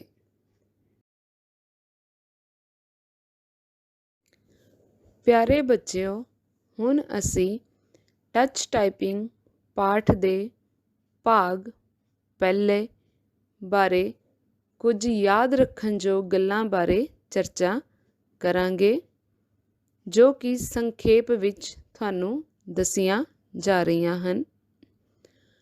ਟੱਚ ਟਾਈਪਿੰਗ ਇੱਕ ਅਜਿਹੀ ਤਕਨੀਕ ਹੈ ਜਿਸ ਰਾਹੀਂ ਅਸੀਂ ਬਿਨਾਂ ਕੀਬੋਰਡ ਨੂੰ ਦੇਖੇ ਤੇਜ਼ ਰਫ਼ਤਾਰ ਨਾਲ ਟਾਈਪਿੰਗ ਕਰਨੀ ਸਿੱਖਦੇ ਹਾਂ। ਕੀਬੋਰਡ ਨੂੰ ਦੋ ਭਾਗਾਂ ਵਿੱਚ ਵੰਡਿਆ ਗਿਆ ਹੈ। ਪਹਿਲਾ ਭਾਗ ਖੱਬਾ ਪਾਸਾ ਹੈ ਤੇ ਦੂਸਰਾ ਭਾਗ ਸੱਜਾ ਪਾਸਾ। ਖੱਬੇ ਪਾਸੇ ਵਾਲੀਆਂ ਕੀਜ਼ ਖੱਬੇ ਹੱਥ ਦੀਆਂ ਉਂਗਲਾਂ ਨਾਲ ਦਬਾਈਆਂ ਜਾਂਦੀਆਂ ਹਨ। ਇਸੇ ਤਰ੍ਹਾਂ ਸੱਜੇ ਪਾਸੇ ਵਾਲੀਆਂ ਕੀਜ਼ ਸੱਜੇ ਹੱਥ ਦੀਆਂ ਉਂਗਲਾਂ ਨਾਲ ਦਬਾਈਆਂ ਜਾਂਦੀਆਂ ਹਨ। ਅੰਕਾਂ ਨੂੰ ਦਾਖਲ ਕਰਵਾਉਣ ਲਈ ਬਹੁਤ ਹੀ ਪ੍ਰਭਾਵਸ਼ਾਲੀ ਅਤੇ ਤੇਜ਼ ਤਰੀਕਾ ਹੈ ਨੂਮੈਰਿਕ ਕੀਪੈਡ। ਇਹ ਕੀਬੋਰਡ ਦੇ ਸੱਜੇ ਪਾਸੇ ਹੁੰਦਾ ਹੈ। ਦੋ ਸ਼ਬਦਾਂ ਵਿੱਚ ਖਾਲੀ ਥਾਂ ਸਪੇਸ ਛੱਡਣ ਲਈ ਸਪੇਸ ਬਾਰ ਕੀ ਦੀ ਵਰਤੋਂ ਕੀਤੀ ਜਾਂਦੀ ਹੈ। ਸਪੇਸ ਬਾਰ ਦਬਾਉਣ ਲਈ ਅਸੀਂ ਆਪਣੇ ਸੱਜੇ ਹੱਥ ਦੇ ਅੰਗੂਠੇ ਦੀ ਵਰਤੋਂ ਕਰਦੇ ਹਾਂ। ਬੈਕਸਪੇਸ ਕਰਸਰ ਦੇ ਖੱਬੇ ਪਾਸੇ ਇੱਕ ਅੱਖਰ ਮਿਟਾਉਣ ਲਈ ਵਰਤੀ ਜਾਂਦੀ ਹੈ। ਸੋ ਬੱਚਿਓ, ਇਹ ਸੀ ਟੱਚ ਟਾਈਪਿੰਗ ਪਾਠ ਦੇ ਭਾਗ ਪਹਿਲੇ ਬਾਰੇ ਜਾਣਕਾਰੀ। ਹੁਣ ਅਸੀਂ ਨੈਕਸਟ ਟੌਪਿਕ ਵਿੱਚ ਇਸ ਦੇ ਕੁਇਜ਼ ਸੈਸ਼ਨ ਵੱਲ ਚੱਲਾਂਗੇ।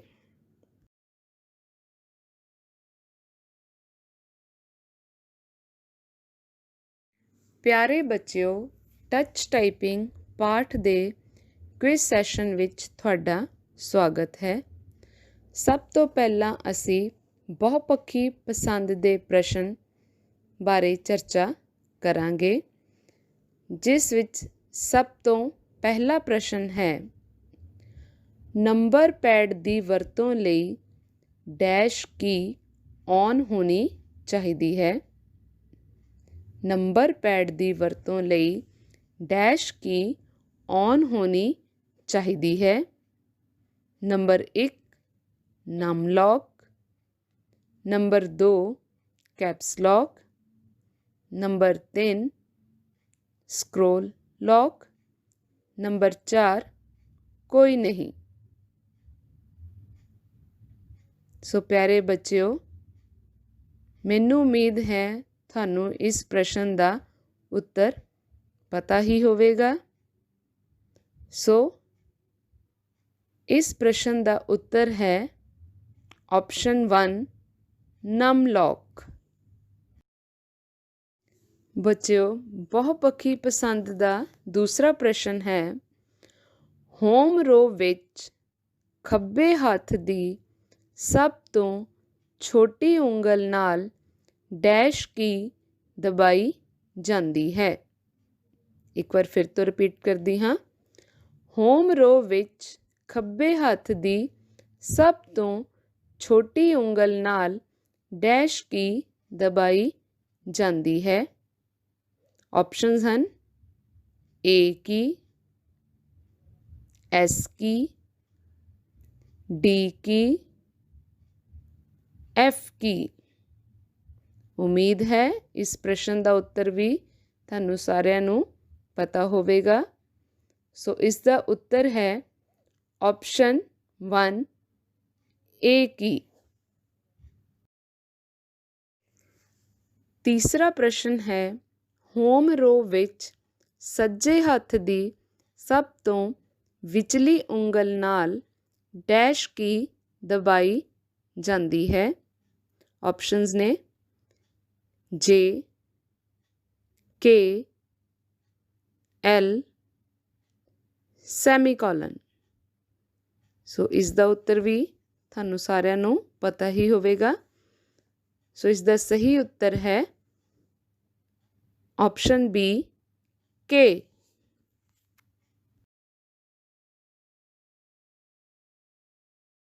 ਚੌਥਾ ਪ੍ਰਸ਼ਨ ਹੈ, ਦੂਜੀ ਰੋ ਵਿੱਚ ਖੱਬੇ ਹੱਥ ਦੀ ਰਿੰਗ ਉਂਗਲ ਨਾਲ ਡੈਸ਼ ਕੀ ਦਬਾਈ ਜਾਂਦੀ ਹੈ। ਆਪਸ਼ਨਸ ਨੇ ਕਿਊ, ਡਬਲਯੂ, ਈ, ਆਰ। ਸੋ ਇਸ ਦਾ ਸਹੀ ਉੱਤਰ ਹੈ ਆਪਸ਼ਨ ਬੀ ਡਬਲਯੂ ਕੀ। ਪਿਆਰੇ ਬੱਚਿਓ, ਇਸ ਸੈਸ਼ਨ ਦਾ ਆਖਰੀ ਬਹੁਪੱਖੀ ਪਸੰਦ ਪ੍ਰਸ਼ਨ ਹੈ, ਤੀਜੀ ਰੋ ਵਿੱਚ ਸੱਜੇ ਹੱਥ ਦੀ ਇੰਡੈਕਸ ਉਂਗਲੀ ਨਾਲ ਡੈਸ਼ ਕੀ ਦਬਾਈ ਜਾਂਦੀ ਹੈ? ਆਪਸ਼ਨਸ ਨੇ ਬੀ ਐਨ ਐਮ ਕੌਮਾ। ਸੋ ਉਮੀਦ ਹੈ ਇਸ ਦਾ ਵੀ ਸਹੀ ਉੱਤਰ ਤੁਹਾਨੂੰ ਸਾਰਿਆਂ ਨੂੰ ਪਤਾ ਹੀ ਹੋਵੇਗਾ। ਇਸ ਦਾ ਸਹੀ ਉੱਤਰ ਹੈ ਐਮ ਅਤੇ ਐਨ ਕੀਜ਼। ਪਿਆਰੇ ਬੱਚਿਓ, ਹੁਣ ਅਸੀਂ ਇਸ ਪਾਠ ਦੇ ਕੁਇਜ਼ ਸੈਸ਼ਨ ਵਿੱਚ ਠੀਕ ਜਾਂ ਗਲਤ ਬਾਰੇ ਚਰਚਾ ਕਰਾਂਗੇ।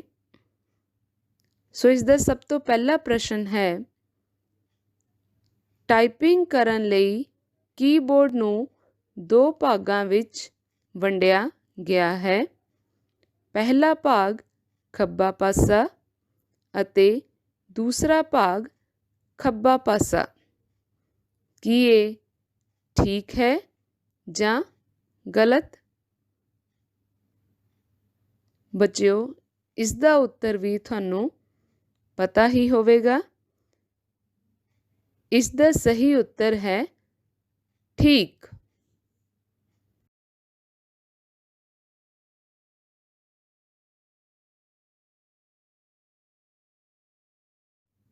ਦੂਸਰਾ ਪ੍ਰਸ਼ਨ ਹੈ, ਟੱਚ ਟਾਈਪਿੰਗ ਇੱਕ ਅਜਿਹੀ ਤਕਨੀਕ ਹੈ ਜਿਸ ਰਾਹੀਂ ਅਸੀਂ ਬਿਨਾਂ ਕੀਬੋਰਡ ਨੂੰ ਦੇਖੇ ਤੇਜ਼ ਰਫ਼ਤਾਰ ਨਾਲ ਟਾਈਪਿੰਗ ਕਰ ਸਕਦੇ ਹਾਂ।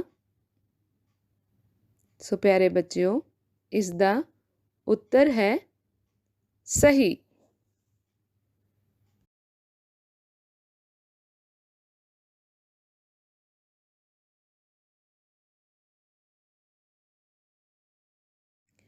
ਤੀਸਰਾ ਪ੍ਰਸ਼ਨ ਹੈ, ਅਨਮੋਲ ਲਿਪੀ ਫੌਂਟ ਰਾਹੀਂ ਅਸੀਂ ਆਸਾਨੀ ਨਾਲ ਪੰਜਾਬੀ ਵਿੱਚ ਟਾਈਪ ਕਰ ਸਕਦੇ ਹਾਂ। ਇਸ ਦਾ ਉੱਤਰ ਵੀ ਸਭ ਬੱਚਿਆਂ ਨੂੰ ਪਤਾ ਹੀ ਹੋਵੇਗਾ। ਇਸ ਦਾ ਉੱਤਰ ਹੈ ਸਹੀ।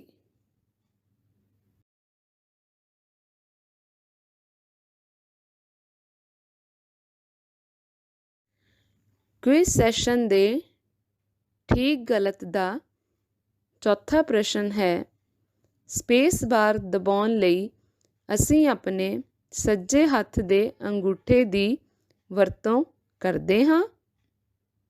ਪਿਆਰੇ ਬੱਚਿਓ, ਇਸ ਦਾ ਉੱਤਰ ਹੈ ਸਹੀ।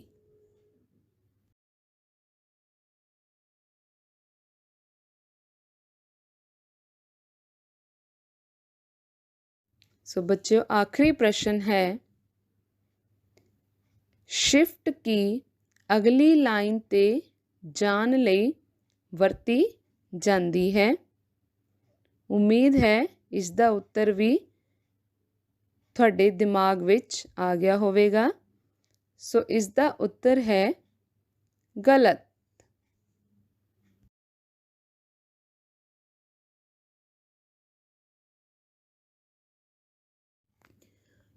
ਪਿਆਰੇ ਬੱਚਿਓ, ਮੈਂ ਪੂਜਾ ਭਾਗੜਾ, ਕੰਪਿਊਟਰ ਫੈਕਲਟੀ, ਸਰਕਾਰੀ senior secondary smart school Jamsher ਖਾਸ ਬॉयਜ਼ ਜਲੰਧਰ ਵੱਲੋਂ ਆਪ ਸਭ ਦਾ ਤਹਿ ਦਿਲੋਂ ਧੰਨਵਾਦ ਕਰਦੀ ਹਾਂ ਕਿ ਤੁਸੀਂ 7ਵੀਂ ਜਮਾਤ ਦੇ ਪਾਠ ਟੱਚ ਟਾਈਪਿੰਗ ਭਾਗ ਪਹਿਲੇ ਬਾਰੇ ਜਾਣਕਾਰੀ ਲੈਂਦੇ ਹੋਏ ਇਸ ਵੀਡੀਓ ਨੂੰ।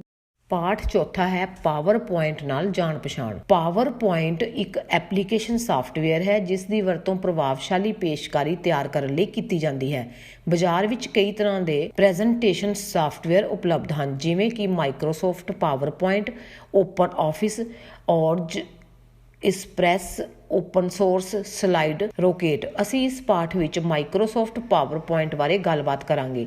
ਇਹ ਇੱਕ ਪ੍ਰੈਜ਼ੈਂਟੇਸ਼ਨ ਸਾਫਟਵੇਅਰ ਹੈ ਜਿਸ ਨੂੰ ਮਾਈਕਰੋਸਾਫਟ ਦੀ ਕੰਪਨੀ ਨੇ ਬਣਾਇਆ ਹੈ। ਇਹ ਪ੍ਰੈਜ਼ੈਂਟੇਸ਼ਨ ਸਾਫਟਵੇਅਰ ਆਪਣੀ ਪ੍ਰੈਜ਼ੈਂਟੇਸ਼ਨ ਨੂੰ ਆਕਰਸ਼ਕ ਬਣਾਉਣ ਲਈ ਮੀਡੀਆ ਦਾ ਵੱਧ ਤੋਂ ਵੱਧ ਪ੍ਰਯੋਗ ਕਰਦਾ ਹੈ। ਪਾਵਰ ਪੁਆਇੰਟ ਨੂੰ ਸਭ ਤੋਂ ਪਹਿਲਾਂ ਡੈਨਿਸ ਆਸਟਿਨ ਅਤੇ ਥੋਮਸ ਰਡਕਿਨ ਨੇ ਫੋਰਥੌਟ ਨਾਮਕ ਸਾਫਟਵੇਅਰ ਕੰਪਨੀ ਵਿੱਚ ਪਹਿਲੀ ਵਾਰ ਡਿਵੈਲਪ ਕੀਤਾ ਸੀ। ਪਹਿਲਾਂ ਇਸ ਦਾ ਨਾਮ ਪ੍ਰੈਜ਼ੈਂਟਰ ਰੱਖਿਆ ਗਿਆ ਅਤੇ 1987 ਵਿੱਚ ਇਸ ਦਾ ਨਾਮ ਪਾਵਰ ਪੁਆਇੰਟ ਰੱਖ ਦਿੱਤਾ ਗਿਆ। ਸਲਾਈਡ ਅਤੇ ਪ੍ਰੈਜ਼ੈਂਟੇਸ਼ਨ। ਸਲਾਈਡ ਜਿਵੇਂ ਇੱਕ ਫਿਲਮ ਕਈ ਛੋਟੇ ਕਲਿੱਪਾਂ ਤੋਂ ਮਿਲ ਕੇ ਬਣਦੀ ਹੈ, ਉਸੇ ਤਰ੍ਹਾਂ ਪ੍ਰੈਜ਼ੈਂਟੇਸ਼ਨ ਕਈ ਸਾਰੀਆਂ ਸਲਾਈਡਸ ਤੋਂ ਬਣੀ ਹੁੰਦੀ ਹੈ। ਪ੍ਰੈਜ਼ੈਂਟੇਸ਼ਨ ਦੇ ਇਕੱਲੇ ਪੇਜ ਨੂੰ ਸਲਾਈਡ ਕਹਿੰਦੇ ਹਾਂ। ਇਹ 35 mm ਫਿਲਮ ਵਰਗੀ ਹੁੰਦੀ ਹੈ। ਸਲਾਈਡ ਵਿੱਚ ਟੈਕਸਟ, ਗ੍ਰਾਫਿਕ, ਆਡੀਓ ਅਤੇ ਵੀਡੀਓ ਹੋ ਸਕਦੇ ਹਨ। ਪ੍ਰੈਜ਼ੈਂਟੇਸ਼ਨ ਕਈ ਸਲਾਈਡਾਂ ਨੂੰ ਮਿਲਾ ਕੇ ਪ੍ਰੈਜ਼ੈਂਟੇਸ਼ਨ ਬਣਦੀ ਹੈ। ਪ੍ਰੈਜ਼ੈਂਟੇਸ਼ਨ ਨੂੰ picture, text, graph chart, animation ਦਾ ਪ੍ਰਯੋਗ ਕਰਕੇ ਵਿਸ਼ੇ ਨੂੰ ਹੋਰ ਸੌਖਾ ਬਣਾਇਆ ਜਾ ਸਕਦਾ ਹੈ। ਵਧੀਆ ਪ੍ਰੈਜ਼ੈਂਟੇਸ਼ਨ ਵਿੱਚ ਲਗਭਗ 10 ਤੋਂ 12 ਸਲਾਈਡਾਂ ਦਾ ਪ੍ਰਯੋਗ ਹੁੰਦਾ ਹੈ। ਅਸੀਂ ਆਪਣੀ ਸਲਾਈਡ ਨੂੰ ਹੋਰ ਆਕਰਸ਼ਕ ਬਣਾਉਣ ਲਈ animation, effect, audio, video clip ਦਾ ਪ੍ਰਯੋਗ ਕਰ ਸਕਦੇ ਹਾਂ। ਪਾਵਰ ਪੁਆਇੰਟ ਸ਼ੁਰੂ ਕਰਨਾ। ਪਾਵਰ ਪੁਆਇੰਟ 3 ਤਰੀਕਿਆਂ ਨਾਲ ਸ਼ੁਰੂ ਕੀਤਾ ਜਾ ਸਕਦਾ ਹੈ: ਸਟਾਰਟਰ ਬਟਨ ਦੁਆਰਾ, ਸਰਚ ਬਾਕਸ ਦੁਆਰਾ, ਡੈਸਕਟਾਪ ਦੇ ਸ਼ਾਰਟ ਸਰਕਟ ਦੁਆਰਾ। ਸਟਾਰਟ ਬਟਨ ਦੁਆਰਾ ਪਾਵਰ ਪੁਆਇੰਟ ਨੂੰ ਸ਼ੁਰੂ ਕਰਨਾ। Start all programs, Microsoft Office, PowerPoint. Search box ਰਾਹੀਂ। ਸਰਚ ਬਾਕਸ 'ਤੇ ਕਲਿੱਕ ਕਰੋ। ਸਰਚ ਬਾਕਸ ਵਿੱਚ ਪਾਵਰ ਜਾਂ ਪਾਵਰ ਪੁਆਇੰਟ ਟਾਈਪ ਕਰੋ, ਐਂਟਰ ਕੀ ਦਬਾਓ। ਡੈਸਕਟਾਪ ਦੇ ਸ਼ਾਰਟ ਸਰਕਟ ਦੁਆਰਾ ਜੇਕਰ ਪਾਵਰ ਪੁਆਇੰਟ ਦਾ ਸ਼ਾਰਟਕਟ ਡੈਸਕਟਾਪ 'ਤੇ ਪਿਆ ਹੈ ਤਾਂ ਪਾਵਰ ਪੁਆਇੰਟ ਦੇ ਸ਼ਾਰਟਕਟ ਉੱਤੇ 2 ਵਾਰ ਮਾਊਸ ਕਲਿੱਕ ਕਰੋ, ਪਾਵਰ ਪੁਆਇੰਟ ਖੁੱਲ੍ਹ ਜਾਵੇਗਾ। ਪ੍ਰੈਜ਼ੈਂਟੇਸ਼ਨ ਨੂੰ ਸੇਵ ਕਰਨਾ। ਪ੍ਰੈਜ਼ੈਂਟੇਸ਼ਨ ਨੂੰ ਸੇਵ ਕੀਤਾ ਜਾਂਦਾ ਹੈ ਤਾਂ ਜੋ ਇਸ ਨੂੰ ਭਵਿੱਖ ਵਿੱਚ ਵਰਤ ਸਕੀਏ। ਪ੍ਰੈਜ਼ੈਂਟੇਸ਼ਨ ਨੂੰ ਸੇਵ ਕਰਨ ਲਈ ਹੇਠ ਲਿਖੇ ਕਈ ਤਰੀਕੇ ਵਰਤੇ ਜਾਂਦੇ ਹਨ। ਫਾਈਲ ਮੈਨੂ ਦੇ ਜ਼ਰੀਏ ਕੁਇਕ ਐਕਸੈਸ ਟੂਲ ਬਾਰ 'ਤੇ ਕਲਿੱਕ ਕਰੋ ਅਤੇ ਸੇਵ ਬਟਨ 'ਤੇ ਕਲਿੱਕ ਕਰੋ। Ctrl+S ਦਬਾਓ। ਪ੍ਰੈਜ਼ੈਂਟੇਸ਼ਨ ਨੂੰ ਫਾਈਲ ਮੈਨੂ ਦੇ ਜ਼ਰੀਏ ਸੇਵ ਕਰਨਾ। ਫਾਈਲ ਮੈਨੂ 'ਤੇ ਕਲਿੱਕ ਕਰੋ, ਸੇਵ 'ਤੇ ਕਲਿੱਕ ਕਰੋ। ਸੇਵ ਐਂਡ ਡਾਇਲੌਗ ਬਾਕਸ ਖੁੱਲ੍ਹੇਗਾ। Save in pull down list ਵਿੱਚੋਂ ਉਹ ਫੋਲਡਰ ਚੁਣੋ ਜਿੱਥੇ ਸੇਵ ਕਰਨਾ ਚਾਹੁੰਦੇ ਹੋ। ਫਾਈਲ ਨੇਮ ਬਾਕਸ ਵਿੱਚ ਪ੍ਰੈਜ਼ੈਂਟੇਸ਼ਨ ਦਾ ਨਾਮ ਲਿਖੋ। ਸੇਵ ਐਜ਼ ਟਾਈਪ ਲਿਸਟ ਵਿੱਚ ਫਾਈਲ ਦਾ ਫਾਰਮੈਟ ਲਿਖੋ ਅਤੇ ਸੇਵ ਬਟਨ 'ਤੇ ਕਲਿੱਕ ਕਰੋ। ਪਹਿਲਾਂ ਤੋਂ ਬਣੀ ਪ੍ਰੈਜ਼ੈਂਟੇਸ਼ਨ ਨੂੰ ਖੋਲ੍ਹਣਾ। ਆਪਣੀ ਸੇਵ ਕੀਤੀ ਪ੍ਰੈਜ਼ੈਂਟੇਸ਼ਨ ਨੂੰ ਹੇਠ ਲਿਖੇ ਤਰੀਕੇ ਵਰਤ ਕੇ ਖੋਲ੍ਹ ਸਕਦੇ ਹਾਂ। ਫਾਈਲ ਮੈਨੂ 'ਤੇ ਕਲਿੱਕ ਕਰੋ, ਓਪਨ 'ਤੇ ਕਲਿੱਕ ਕਰੋ। ਇੱਥੇ ਇੱਕ ਓਪਨ ਡਾਇਲੌਗ ਬਾਕਸ ਨਜ਼ਰ ਆਵੇਗਾ। ਜਿਹੜੀ ਪ੍ਰੈਜ਼ੈਂਟੇਸ਼ਨ ਖੋਲ੍ਹਣਾ ਚਾਹੁੰਦੇ ਹੋ ਉਸ ਉੱਤੇ ਕਲਿੱਕ ਕਰੋ, ਪ੍ਰੈਜ਼ੈਂਟੇਸ਼ਨ ਖੁੱਲ੍ਹ ਜਾਵੇਗੀ। ਜਾਂ ਪ੍ਰੈਜ਼ੈਂਟੇਸ਼ਨ ਖੋਲ੍ਹਣ ਲਈ ਕੀਬੋਰਡ ਦੀ Ctrl+O ਕੀ ਦਬਾਓ। ਪਾਵਰ ਪੁਆਇੰਟ ਵਿੰਡੋ ਦੇ ਭਾਗ। ਪਾਵਰ ਪੁਆਇੰਟ ਵਿੰਡੋ ਵਿੱਚ file menu bar, tab, ribbon, slide pane, note pane, status bar, slide tab ਹੁੰਦੇ ਹਨ। ਫਾਈਲ ਮੈਨੂ ਇਹ ਮੈਨੂ ਹੋਮ ਟੈਬ ਦੇ ਖੱਬੇ ਪਾਸੇ ਹੁੰਦੀ ਹੈ। ਇਸ ਵਿੱਚ ਕਈ ਕਮਾਂਡਸ ਹੁੰਦੀਆਂ ਹਨ ਜਿਵੇਂ ਕਿ new save, save as, open print, save and shade, help, exit ਆਦਿ। ਕੁਇਕ ਐਕਸੈਸ ਟੂਲ ਬਾਰ ਇਹ ਫਾਈਲ ਮੈਨੂ ਦੇ ਉੱਪਰਲੇ ਪਾਸੇ ਹੁੰਦੀ ਹੈ। ਇਸ ਵਿੱਚ ਪਹਿਲਾਂ ਤੋਂ ਹੀ 3 ਤਰ੍ਹਾਂ ਦੇ ਬਟਨ ਹੁੰਦੇ ਹਨ ਜਿਵੇਂ ਕਿ ਸੇਵ, ਅਨਡੂ, ਰੀਡੂ। ਅਸੀਂ ਇਸ ਟੂਲ ਬਾਰ ਨੂੰ ਆਪਣੀ ਲੋੜ ਅਨੁਸਾਰ ਬਦਲ ਸਕਦੇ ਹਾਂ ਅਤੇ ਇਸ ਵਿੱਚ ਹੋਰ ਬਟਨ ਦਾਖਲ ਕਰ ਸਕਦੇ ਹਾਂ ਜਿਸ ਨਾਲ ਅਸੀਂ ਇਹਨਾਂ ਕਮਾਂਡਾਂ ਤੱਕ ਹੋਰ ਤੇਜ਼ੀ ਅਤੇ ਆਸਾਨੀ ਨਾਲ ਪਹੁੰਚ ਸਕਦੇ ਹਾਂ।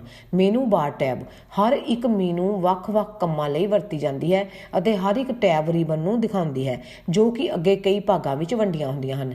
ਰਿਬਨ ਜਦੋਂ ਅਸੀਂ ਕਿਸੇ ਟੈਬ 'ਤੇ ਕਲਿੱਕ ਕਰਦੇ ਹਾਂ ਤਾਂ ਰਿਬਨ ਸਾਨੂੰ ਇਸ ਟੈਬ ਵਿੱਚ ਉਪਲਬਧ ਵੱਖ-ਵੱਖ ਟੂਲ ਅਤੇ ਕਮਾਂਡਾਂ ਨੂੰ ਦਰਸਾਉਂਦਾ ਹੈ। ਜਦੋਂ ਅਸੀਂ ਕੋਈ ਵੀ ਟੈਕਸਟ ਲਿਖਦੇ ਹਾਂ ਤਾਂ ਫਾਰਮੈਟ ਨਾਮ ਦਾ ਇੱਕ ਹੋਰ ਟੈਬ ਦਿਖਾਈ ਦਿੰਦਾ ਹੈ ਜਿਸ ਵਿੱਚ ਕਲਿੱਪਬੋਰਡ, ਸਲਾਈਡ, ਫੌਂਟ, ਪੈਰਾਗ੍ਰਾਫ ਅਤੇ ਐਡੀਟਿੰਗ ਦੇ ਕੰਮ ਕੀਤੇ ਜਾ ਸਕਦੇ ਹਨ। ਸਲਾਈਡ ਪੈਨ ਉਹ ਏਰੀਆ ਜਿਸ ਵਿੱਚ ਸਲਾਈਡਾਂ ਨੂੰ ਬਣਾਇਆ ਜਾਂ ਬਦਲਿਆ ਜਾ ਸਕਦਾ ਹੈ। ਨੋਟਸ ਪੈਨ ਇਹ ਸਟੇਟਸ ਬਾਰ ਦੇ ਉੱਪਰ ਹੁੰਦੀ ਹੈ। ਇਸ ਜਗ੍ਹਾ ਸਪੀਕਰ ਨੋਟਸ ਲਿਖਣ ਵਾਸਤੇ ਵਰਤੀ ਜਾਂਦੀ ਹੈ। ਸਟੇਟਸ ਬਾਰ ਇਸ ਵਿੱਚ ਵਿਊ ਆਪਸ਼ਨ ਅਤੇ ਸਲਾਈਡ ਨੂੰ ਅਸੀਂ ਜ਼ੂਮ ਇਨ ਅਤੇ ਜ਼ੂਮ ਆਊਟ ਕਰਕੇ ਵੇਖ ਸਕਦੇ ਹਾਂ। ਸਲਾਈਡ ਟੈਬ ਪੈਨ ਇਸ ਵਿੱਚ ਸਲਾਈਡ ਦਾ ਛੋਟਾ ਵਿਊ ਥੰਬਨੇਲ ਦਿਸਦਾ ਹੈ। ਇਸ ਨਾਲ ਪ੍ਰੈਜ਼ੈਂਟੇਸ਼ਨ ਦੀਆਂ ਸਲਾਈਡਾਂ ਦੀ ਤਰਤੀਬ ਦੇਖ ਸਕਦੇ ਹਾਂ। ਪ੍ਰੈਜ਼ੈਂਟੇਸ਼ਨ ਕਿਵੇਂ ਬਣਾਈਏ? ਅਸੀਂ ਪਾਵਰ ਪੁਆਇੰਟ ਵਿੱਚ ਪ੍ਰੈਜ਼ੈਂਟੇਸ਼ਨ ਨੂੰ ਹੇਠ ਲਿਖੇ ਤਰੀਕਿਆਂ ਅਨੁਸਾਰ ਬਣਾ ਸਕਦੇ ਹਾਂ। Black presentation, reset, template, sample template, themes, my template, new from existing, black presentation. ਇਸ ਸਲਾਈਡ ਵਿੱਚ ਪਿਛਲੀ ਬੈਕਗਰਾਉਂਡ ਖਾਲੀ ਹੁੰਦੀ ਹੈ। ਇਸ ਖਾਲੀ ਪ੍ਰੈਜੈਂਟੇਸ਼ਨ ਵਿੱਚ ਟੈਕਸਟ, ਤਸਵੀਰਾਂ, ਚਾਰਟ, ਸਮਾਰਟ ਆਰਟ, ਗ੍ਰਾਫ ਅਤੇ ਹੋਰ ਕਈ ਚੀਜ਼ਾਂ ਦਾਖਲ ਕਰ ਸਕਦੇ ਹਾਂ। ਪ੍ਰੈਜੈਂਟੇਸ਼ਨ ਨੂੰ ਬਲੈਂਕ ਪ੍ਰੈਜੈਂਟੇਸ਼ਨ ਰਾਹੀਂ ਬਣਾਉਣਾ। ਫਾਈਲ ਮੈਨੂ ਤੇ ਕਲਿੱਕ ਕਰੋ, ਨਿਊ ਤੇ ਕਲਿੱਕ ਕਰੋ। ਅਵੇਲੇਬਲ ਟੈਂਪਲੇਟ ਐਂਡ ਥੀਮ ਵਿੱਚ ਬਲੈਕ ਪ੍ਰੈਜੈਂਟੇਸ਼ਨ ਨਜ਼ਰ ਆਵੇਗੀ। ਬਲੈਕ ਪ੍ਰੈਜੈਂਟੇਸ਼ਨ ਤੇ ਕਲਿੱਕ ਕਰੋ। Ctrl+N ਕੀ ਦਬਾਓ। Reset template. ਇਸ ਵਿੱਚ ਯੂਜ਼ਰ ਦੁਆਰਾ ਪਹਿਲਾਂ ਵਰਤੇ ਗਏ ਟੈਂਪਲੇਟ ਹੁੰਦੇ ਹਨ। ਅਸੀਂ ਪ੍ਰੈਜੈਂਟੇਸ਼ਨ ਨੂੰ ਇਹਨਾਂ ਫਾਈਲਾਂ ਨੂੰ ਵਰਤ ਕੇ ਬਣਾ ਸਕਦੇ ਹਾਂ। ਪ੍ਰੈਜੈਂਟੇਸ਼ਨ ਨੂੰ ਰੀਸੈਟ ਟੈਂਪਲੇਟ ਦੇ ਜ਼ਰੀਏ ਬਣਾਉਣਾ। ਫਾਈਲ ਮੈਨੂ ਤੇ ਕਲਿੱਕ ਕਰੋ ਅਤੇ ਨਿਊ ਨੂੰ ਚੁਣੋ। ਅਵੇਲੇਬਲ ਟੈਂਪਲੇਟ ਐਂਡ ਥੀਮ ਵਿੱਚ ਰੀਸੈਟ ਟੈਂਪਲੇਟ ਨੂੰ ਚੁਣੋ। ਆਪਣੀ ਪਸੰਦ ਦੀ ਟੈਂਪਲੇਟ ਚੁਣੋ ਅਤੇ ਐਂਟਰ ਕੀ ਦਬਾਓ। Sample templates. ਅਸੀਂ ਪ੍ਰੈਜੈਂਟੇਸ਼ਨ ਨੂੰ ਇਹਨਾਂ ਫਾਈਲਾਂ ਦਾ ਇਸਤੇਮਾਲ ਕਰਕੇ ਬਣਾ ਸਕਦੇ ਹਾਂ। ਅਸੀਂ ਇੰਟਰਨੈਟ ਤੋਂ ਹੋਰ ਟੈਂਪਲੇਟ ਡਾਊਨਲੋਡ ਵੀ ਕਰ ਸਕਦੇ ਹਾਂ। ਇਸ ਨਾਲ ਅਸੀਂ ਕੰਟੈਂਪਰੇਰੀ ਐਲਬਮ ਆਦਿ ਵੀ ਬਣਾ ਸਕਦੇ ਹਾਂ। ਪ੍ਰੈਜੈਂਟੇਸ਼ਨ ਨੂੰ ਸੈਂਪਲ ਟੈਂਪਲੇਟਸ ਦੇ ਜ਼ਰੀਏ ਬਣਾਉਣ ਦੇ ਸਟੈਪ। ਫਾਈਲ ਮੈਨੂ ਤੇ ਕਲਿੱਕ ਕਰੋ ਅਤੇ ਨਿਊ ਆਪਸ਼ਨ ਨੂੰ ਚੁਣੋ। ਅਵੇਲੇਬਲ ਟੈਂਪਲੇਟ ਐਂਡ ਥੀਮ ਵਿੱਚ ਸੈਂਪਲ ਟੈਂਪਲੇਟਸ ਨੂੰ ਚੁਣੋ। ਆਪਣੀ ਪਸੰਦ ਦੇ ਸੈਂਪਲ ਟੈਂਪਲੇਟ ਨੂੰ ਚੁਣੋ, ਜਿਵੇਂ ਕਿ contemporary photo album, classic photo album ਆਦਿ, ਅਤੇ ਐਂਟਰ ਕੀ ਦਬਾਓ। ਸੈਂਪਲ ਟੈਂਪਲੇਟ ਹੇਠਾਂ ਦਿੱਤੇ ਚਿੱਤਰ ਵਿੱਚ ਦਿਖਾਇਆ ਗਿਆ ਹੈ। ਥੀਮਸ ਪਹਿਲਾਂ ਤੋਂ ਬਣੇ ਹੋਏ ਰੰਗ, ਫੋਂਟ ਅਤੇ ਇਫੈਕਟ ਹੁੰਦੇ ਹਨ। ਇਹ ਪ੍ਰੋਫੈਸ਼ਨਲ ਪ੍ਰੈਜੈਂਟੇਸ਼ਨ ਡਿਜ਼ਾਈਨ ਕਰਨ ਦੇ ਕੰਮ ਆਉਂਦੇ ਹਨ। ਪ੍ਰੈਜੈਂਟੇਸ਼ਨ ਨੂੰ ਥੀਮ ਦੇ ਜ਼ਰੀਏ ਬਣਾਉਣਾ। ਫਾਈਲ ਮੈਨੂ ਤੇ ਕਲਿੱਕ ਕਰੋ ਅਤੇ ਨਿਊ ਨੂੰ ਚੁਣੋ। ਅਵੇਲੇਬਲ ਟੈਂਪਲੇਟ ਐਂਡ ਥੀਮ ਵਿੱਚ ਥੀਮ ਨੂੰ ਚੁਣੋ। ਆਪਣੀ ਪਸੰਦ ਦਾ ਥੀਮ ਚੁਣੋ ਅਤੇ ਐਂਟਰ ਕੀ ਦਬਾਓ। ਮਾਈ ਟੈਂਪਲੇਟ। ਇਸ ਵਿੱਚ ਅਸੀਂ ਆਪਣੀ ਪਸੰਦ ਦੀਆਂ ਟੈਂਪਲੇਟ ਨੂੰ ਇਕੱਠੀਆਂ ਕਰਕੇ ਰੱਖ ਸਕਦੇ ਹਾਂ। ਪ੍ਰੈਜੈਂਟੇਸ਼ਨ ਨੂੰ ਮਾਈ ਟੈਂਪਲੇਟ ਦੁਆਰਾ ਬਣਾਉਣਾ। ਫਾਈਲ ਮੈਨੂ ਤੇ ਕਲਿੱਕ ਕਰੋ ਅਤੇ ਨਿਊ ਨੂੰ ਚੁਣੋ। ਅਵੇਲੇਬਲ ਟੈਂਪਲੇਟ ਐਂਡ ਥੀਮ ਵਿੱਚ ਮਾਈ ਟੈਂਪਲੇਟ ਨੂੰ ਚੁਣੋ। ਕੋਈ ਵੀ ਪਰਸਨਲ ਟੈਂਪਲੇਟ ਚੁਣੋ ਅਤੇ ਐਂਟਰ ਕੀ ਦਬਾਓ। ਪ੍ਰੈਜੈਂਟੇਸ਼ਨ ਨੂੰ ਨਿਊ ਫਰੋਮ ਐਗਜ਼ਿਸਟਿੰਗ ਦੁਆਰਾ ਬਣਾਉਣਾ। ਪ੍ਰੈਜੈਂਟੇਸ਼ਨ ਨੂੰ ਨਿਊ ਫਰੋਮ ਐਗਜ਼ਿਸਟਿੰਗ ਦੁਆਰਾ ਬਣਾਉਣਾ। ਫਾਈਲ ਮੈਨੂ ਤੇ ਕਲਿੱਕ ਕਰੋ ਅਤੇ ਨਿਊ ਆਪਸ਼ਨ ਨੂੰ ਚੁਣੋ। ਅਵੇਲੇਬਲ ਟੈਂਪਲੇਟ ਐਂਡ ਥੀਮ ਵਿੱਚ ਨਿਊ ਫਰੋਮ ਐਗਜ਼ਿਸਟਿੰਗ ਨੂੰ ਚੁਣੋ। ਆਪਣੀ ਪਸੰਦ ਦੀ ਕੋਈ ਵੀ ਟੈਂਪਲੇਟ ਚੁਣੋ ਅਤੇ ਐਂਟਰ ਕੀ ਦਬਾਓ। ਨਵੀਂ ਸਲਾਈਡ ਦਾਖਲ ਕਰਨਾ। ਹੋਮ ਟੈਬ ਉੱਤੇ ਸਲਾਈਡ ਗਰੁੱਪ ਵਿੱਚੋਂ ਨਿਊ ਸਲਾਈਡ ਤੇ ਕਲਿੱਕ ਕਰੋ। ਲੇਆਊਟ ਗੈਲਰੀ ਵਿੱਚ ਸਲਾਈਡ ਥੰਬਨੇਲ ਨੂੰ ਚੁਣੋ। ਨਵੀਂ ਸਲਾਈਡ ਦਾਖਲ ਕਰਨ ਵਾਸਤੇ ਕੀਬੋਰਡ ਦੀ Ctrl+M ਕੀ ਦਬਾਓ। ਲੇਆਊਟ ਅਤੇ ਆਟੋ ਸ਼ੇਪ ਦੀ ਵਰਤੋਂ। ਲੇਆਊਟ ਇਹ ਇੱਕ ਸਧਾਰਨ ਡਿਜ਼ਾਈਨ ਹੈ। ਇਹ ਸਾਨੂੰ ਸਲਾਈਡ ਤੇ ਆਬਜੈਕਟ ਦੀ ਸਥਿਤੀ ਦੱਸਦਾ ਹੈ। ਇਸ ਵਿੱਚ ਕਈ ਤਰ੍ਹਾਂ ਦੇ ਲੇਆਊਟ ਹੁੰਦੇ ਹਨ। ਜੇਕਰ ਅਸੀਂ ਆਪਣੀ ਸਲਾਈਡ ਤੇ ਚਾਰਟ ਬਣਾਉਣਾ ਚਾਹੁੰਦੇ ਹਾਂ ਤਾਂ ਸਾਨੂੰ ਚਾਰਟ ਵਾਲੀ ਸਲਾਈਡ ਲੇਆਊਟ ਪੇਨ ਚੁਣਨੀ ਪਵੇਗੀ। ਉਦਾਹਰਨ ਲਈ ਅਸੀਂ ਲੇਆਊਟ ਦੇ ਆਫਿਸ ਥੀਮ ਵਿੰਡੋ ਵਿੱਚੋਂ ਟਾਈਟਲ ਐਂਡ ਕੰਟੈਂਟ ਆਪਸ਼ਨ ਦੀ ਵਰਤੋਂ ਕਰਦੇ ਹਾਂ। ਹੇਠ ਲਿਖੇ ਅਨੁਸਾਰ ਆਬਜੈਕਟ ਵਰਤ ਸਕਦੇ ਹਾਂ। Table, chart, media clip, smart art, ਤਸਵੀਰ ਜਾਂ ਪਿਕਚਰ। ਜਦੋਂ ਵੀ ਅਸੀਂ ਕੋਈ ਨਵੀਂ ਸਲਾਈਡ ਖੋਲ੍ਹਦੇ ਹਾਂ ਤਾਂ ਸਲਾਈਡ ਲੇਆਊਟ ਆਪਣੇ ਆਪ ਹੀ ਖੁੱਲ੍ਹ ਜਾਂਦਾ ਹੈ। ਜਿਸ ਤਰ੍ਹਾਂ ਦੀ ਸਲਾਈਡ ਅਸੀਂ ਬਣਾਉਣਾ ਚਾਹੁੰਦੇ ਹਾਂ, ਸਾਨੂੰ ਉਸੇ ਤਰ੍ਹਾਂ ਦਾ ਲੇਆਊਟ ਚੁਣਨਾ ਪੈਂਦਾ ਹੈ। ਸਲਾਈਡ ਲੇਆਊਟ ਨੂੰ ਲਾਗੂ ਕਰਨ ਦੇ ਸਟੈਪ ਹੇਠ ਲਿਖੇ ਅਨੁਸਾਰ ਹਨ।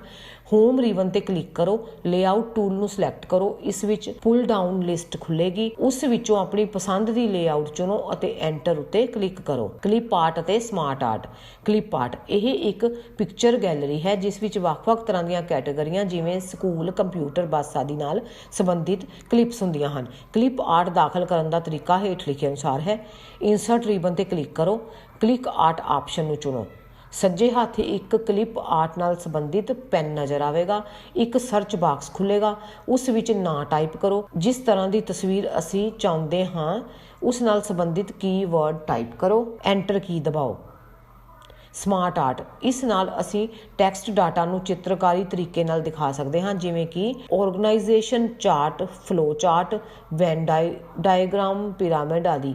ਇਸ ਟੂਲ ਵਿੱਚ ਪਹਿਲਾਂ ਤੋਂ ਹੀ ਬਣੀਆਂ ਐਨੀਮੇਸ਼ਨਸ ਹੁੰਦੀਆਂ ਹਨ ਜੋ ਸਾਡੀ ਪ੍ਰੈਜੈਂਟੇਸ਼ਨ ਦੀ ਦਿੱਖ ਵਧੀਆ ਬਣਾਉਂਦੀਆਂ ਹਨ। ਸਮਾਰਟ ਆਰਟ ਦੀਆਂ ਕਿਸਮਾਂ। ਸਮਾਰਟ ਆਰਟ ਵਿੱਚ 8 ਤਰ੍ਹਾਂ ਦੀਆਂ ਕਿਸਮਾਂ ਹੁੰਦੀਆਂ ਹਨ। ਹਰ ਕਿਸਮ ਵਿੱਚ ਕਈ ਤਰ੍ਹਾਂ ਦੇ ਡਿਜ਼ਾਈਨ ਹੁੰਦੇ ਹਨ, ਜਿਵੇਂ ਕਿ list, process, cycle, hierarchy, relationship, matrix, pyramid, picture. World art, ਇਸ ਦੀ ਮਦਦ ਨਾਲ ਟੈਕਸਟ ਨੂੰ ਕਈ ਤਰੀਕਿਆਂ ਨਾਲ ਦਿਖਾ ਸਕਦੇ ਹਾਂ। ਇਹ ਇੱਕ ਵਰਲਡ ਆਰਟ ਗੈਲਰੀ ਹੈ ਜਿਸ ਵਿੱਚ ਕਿਸੇ ਸ਼ਬਦ ਨੂੰ ਲਿਖਣ ਲਈ ਵੱਖ-ਵੱਖ ਤਰ੍ਹਾਂ ਦੇ ਸਟਾਈਲ ਵਿੱਚ ਦਿਖਾਇਆ ਜਾ ਸਕਦਾ ਹੈ। ਵਰਲਡ ਆਰਟ ਵਿੱਚ ਲਿਖਣ ਦੇ ਸਟੈਪ ਹੇਠ ਲਿਖੇ ਅਨੁਸਾਰ ਹਨ। ਇਨਸਰਟ ਰਿਬਨ ਉੱਤੇ ਕਲਿੱਕ ਕਰੋ, ਵਰਡ ਆਰਟ ਨੂੰ ਚੁਣੋ, ਆਪਣੀ ਪਸੰਦ ਦਾ ਸਟਾਈਲ ਚੁਣੋ ਅਤੇ ਓਕੇ ਤੇ ਕਲਿੱਕ ਕਰੋ। ਟੈਕਸਟ ਨੂੰ ਟਾਈਪ ਕਰੋ। ਪਾਵਰ ਪੁਆਇੰਟ ਦੇ ਵਿਊ। ਪਾਵਰ ਪੁਆਇੰਟ ਵਿੱਚ ਸਲਾਈਡਾਂ ਨੂੰ ਕਈ ਤਰੀਕਿਆਂ ਨਾਲ ਵਿਖਾਇਆ ਜਾ ਸਕਦਾ ਹੈ।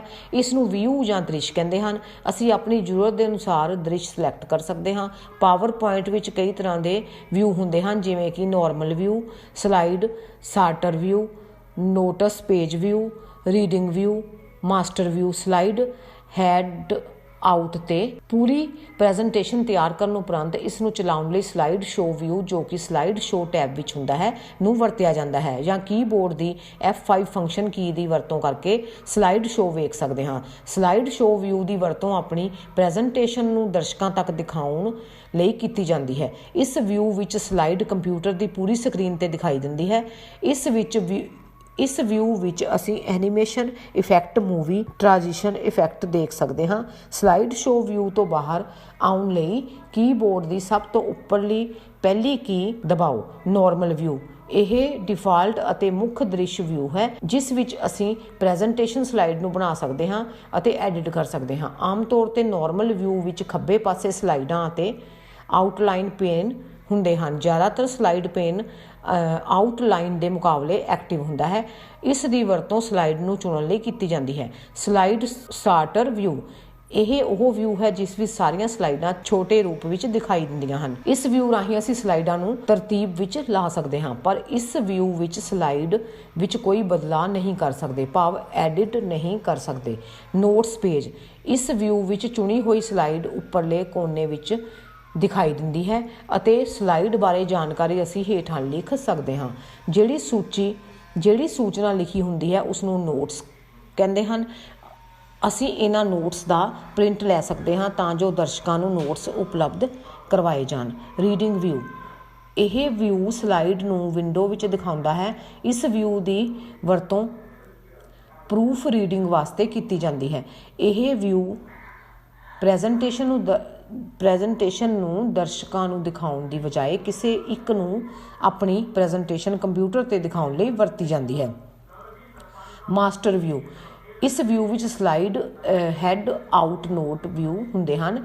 ਇਹ ਮੁੱਖ ਸਲਾਈਡਾਂ ਹਨ ਜਿਨ੍ਹਾਂ ਵਿੱਚ ਸਾਰੀ ਪ੍ਰੈਜੈਂਟੇਸ਼ਨ ਦੀ ਜਾਣਕਾਰੀ ਸਟੋਰ ਹੁੰਦੀ ਹੈ, ਜਿਵੇਂ ਕਿ background, colour, fonts, effect, placeholder, size ਅਤੇ ਪੋਜੀਸ਼ਨ ਆਦਿ। ਇਹ ਉਹ ਯੂਨੀਵਰਸਲ ਸਟਾਈਲ ਹੈ ਜਿਸ ਵਿੱਚ ਅਸੀਂ ਹਰ ਸਲਾਈਡ ਦੀ ਨੋਟ ਪੇਜ, ਹੈਡ ਆਊਟ ਆਦਿ ਸੰਬੰਧੀ ਚੀਜ਼ਾਂ ਨੂੰ ਬਦਲ ਸਕਦੇ ਹਾਂ। Animation scheme transition. Animation scheme, ਇਸ ਵਿੱਚ ਸਲਾਈਡ ਵਿਚਲੇ ਆਬਜੈਕਟ ਨੂੰ ਗਤੀਮਾਨ ਕਰਨ ਦੀ ਸਮਰੱਥਾ ਹੁੰਦੀ ਹੈ। ਅਸੀਂ ਐਨੀਮੇਸ਼ਨ ਦੀ ਮਦਦ ਨਾਲ ਤਸਵੀਰ ਅਤੇ ਆਵਾਜ਼ਾਂ ਵਿੱਚ ਸਪੈਸ਼ਲ ਇਫੈਕਟ ਲਾ ਸਕਦੇ ਹਾਂ। ਐਨੀਮੇਸ਼ਨ ਸਕੀਮ ਪਹਿਲੇ ਤੋਂ ਹੀ ਬਣੇ ਵਿਜ਼ੂਅਲ ਇਫੈਕਟ ਹੁੰਦੇ ਹਨ ਜੋ ਚਾਰਟ, ਟਾਈਟਲ, ਪੈਰਾਗ੍ਰਾਫ ਅਤੇ ਬੁਲਟ ਆਈਟਮ ਤੇ ਲਾਏ ਜਾਂਦੇ ਹਨ। ਐਨੀਮੇਸ਼ਨ ਨੂੰ ਹੇਠ ਲਿਖੇ ਤਰੀਕੇ ਅਨੁਸਾਰ ਲਾਇਆ ਜਾ ਸਕਦਾ ਹੈ। ਐਨੀਮੇਸ਼ਨ ਰਿਬਨ ਤੇ ਕਲਿੱਕ ਕਰੋ, ਉਹ ਆਬਜੈਕਟ ਚੁਣੋ ਜਿਸ ਉੱਤੇ ਅਸੀਂ ਐਨੀਮੇਸ਼ਨ ਲਾਉਣਾ ਚਾਹੁੰਦੇ ਹਾਂ। ਐਨੀਮੇਸ਼ਨ ਤੇ ਕਲਿੱਕ ਕਰੋ ਅਤੇ ਆਪਣੀ ਪਸੰਦ ਦੀ ਐਨੀਮੇਸ਼ਨ ਚੁਣੋ। ਸਲਾਈਡ ਟ੍ਰਾਂਜੀਸ਼ਨ, ਸਲਾਈਡ ਸ਼ੋਅ ਵਿੱਚ ਜਦੋਂ ਇੱਕ ਸਲਾਈਡ ਇੱਕ ਤੋਂ ਬਾਅਦ ਦੂਸਰੀ ਸਲਾਈਡ ਆਪਣੇ ਆਪ ਵਿਖਾਈ ਦਿੰਦੀ ਹੈ, ਇਸ ਨੂੰ ਸਲਾਈਡ ਟ੍ਰਾਂਜੀਸ਼ਨ ਕਹਿੰਦੇ ਹਨ। ਸਲਾਈਡ ਟ੍ਰਾਂਜੀਸ਼ਨ ਉਹਨਾਂ ਵਿਜ਼ੂਅਲ ਇਫੈਕਟਸ ਨੂੰ ਕਹਿੰਦੇ ਹਨ ਜੋ ਇੱਕ ਤੋਂ ਬਾਅਦ ਇੱਕ ਆਪਣੇ ਆਪ ਹੁੰਦੀਆਂ ਹਨ। ਪਾਵਰ ਪੁਆਇੰਟ ਵਿੱਚ ਵੱਖ-ਵੱਖ ਤਰ੍ਹਾਂ ਦੇ ਵਿਜ਼ੂਅਲ ਇਫੈਕਟ ਹੁੰਦੇ ਹਨ, ਜਿਵੇਂ ਡਿਜ਼ੋਲਵ, ਫੇਡ ਆਦਿ। ਸਲਾਈਡ ਟ੍ਰਾਂਜੀਸ਼ਨ ਲਗਾਉਣ ਦੇ ਸਟੈਪ ਹੇਠ ਲਿਖੇ ਅਨੁਸਾਰ ਹਨ। ਟ੍ਰਾਂਜੀਸ਼ਨ ਰਿਬਨ ਤੇ ਕਲਿੱਕ ਕਰੋ, ਕਿਸੇ ਇੱਕ ਟ੍ਰਾਂਜੀਸ਼ਨ ਨੂੰ ਸਿਲੈਕਟ ਕਰੋ। ਟ੍ਰਾਂਜੀਸ਼ਨ ਸਾਊਂਡ, ਟ੍ਰਾਂਜੀਸ਼ਨ ਸਪੀਡ ਅਤੇ ਐਡਵਾਂਸ ਸਲਾਈਡ ਆਪਸ਼ਨ ਚੁਣੋ। ਪਾਵਰ ਪੁਆਇੰਟ ਬੰਦ ਕਰਨਾ, ਜਦੋਂ ਅਸੀਂ ਆਪਣਾ ਕੰਮ ਸੇਵ ਕਰ ਲਿਆ ਹੋਵੇ ਤਾਂ ਅਸੀਂ ਪਾਵਰ ਪੁਆਇੰਟ ਨੂੰ ਬੰਦ ਕਰ ਸਕਦੇ ਹਾਂ। ਪਾਵਰ ਪੁਆਇੰਟ ਨੂੰ ਬੰਦ ਕਰਨ ਦੇ ਸਟੈਪ ਹੇਠ ਲਿਖੇ ਅਨੁਸਾਰ ਹਨ। ਫਾਈਲ ਮੈਨੂ ਤੇ ਕਲਿੱਕ ਕਰੋ ਅਤੇ ਕਲੋਜ਼ ਆਪਸ਼ਨ ਨੂੰ ਚੁਣੋ। ਟਾਈਟਲ ਬਾਰ ਦੇ ਕਲੋਜ਼ ਬਟਨ ਤੇ ਕਲਿੱਕ ਕਰੋ ਜੋ ਸੱਜੇ ਹੱਥ ਹੁੰਦਾ ਹੈ। ALT+F4 ਕੀ ਦਬਾਓ।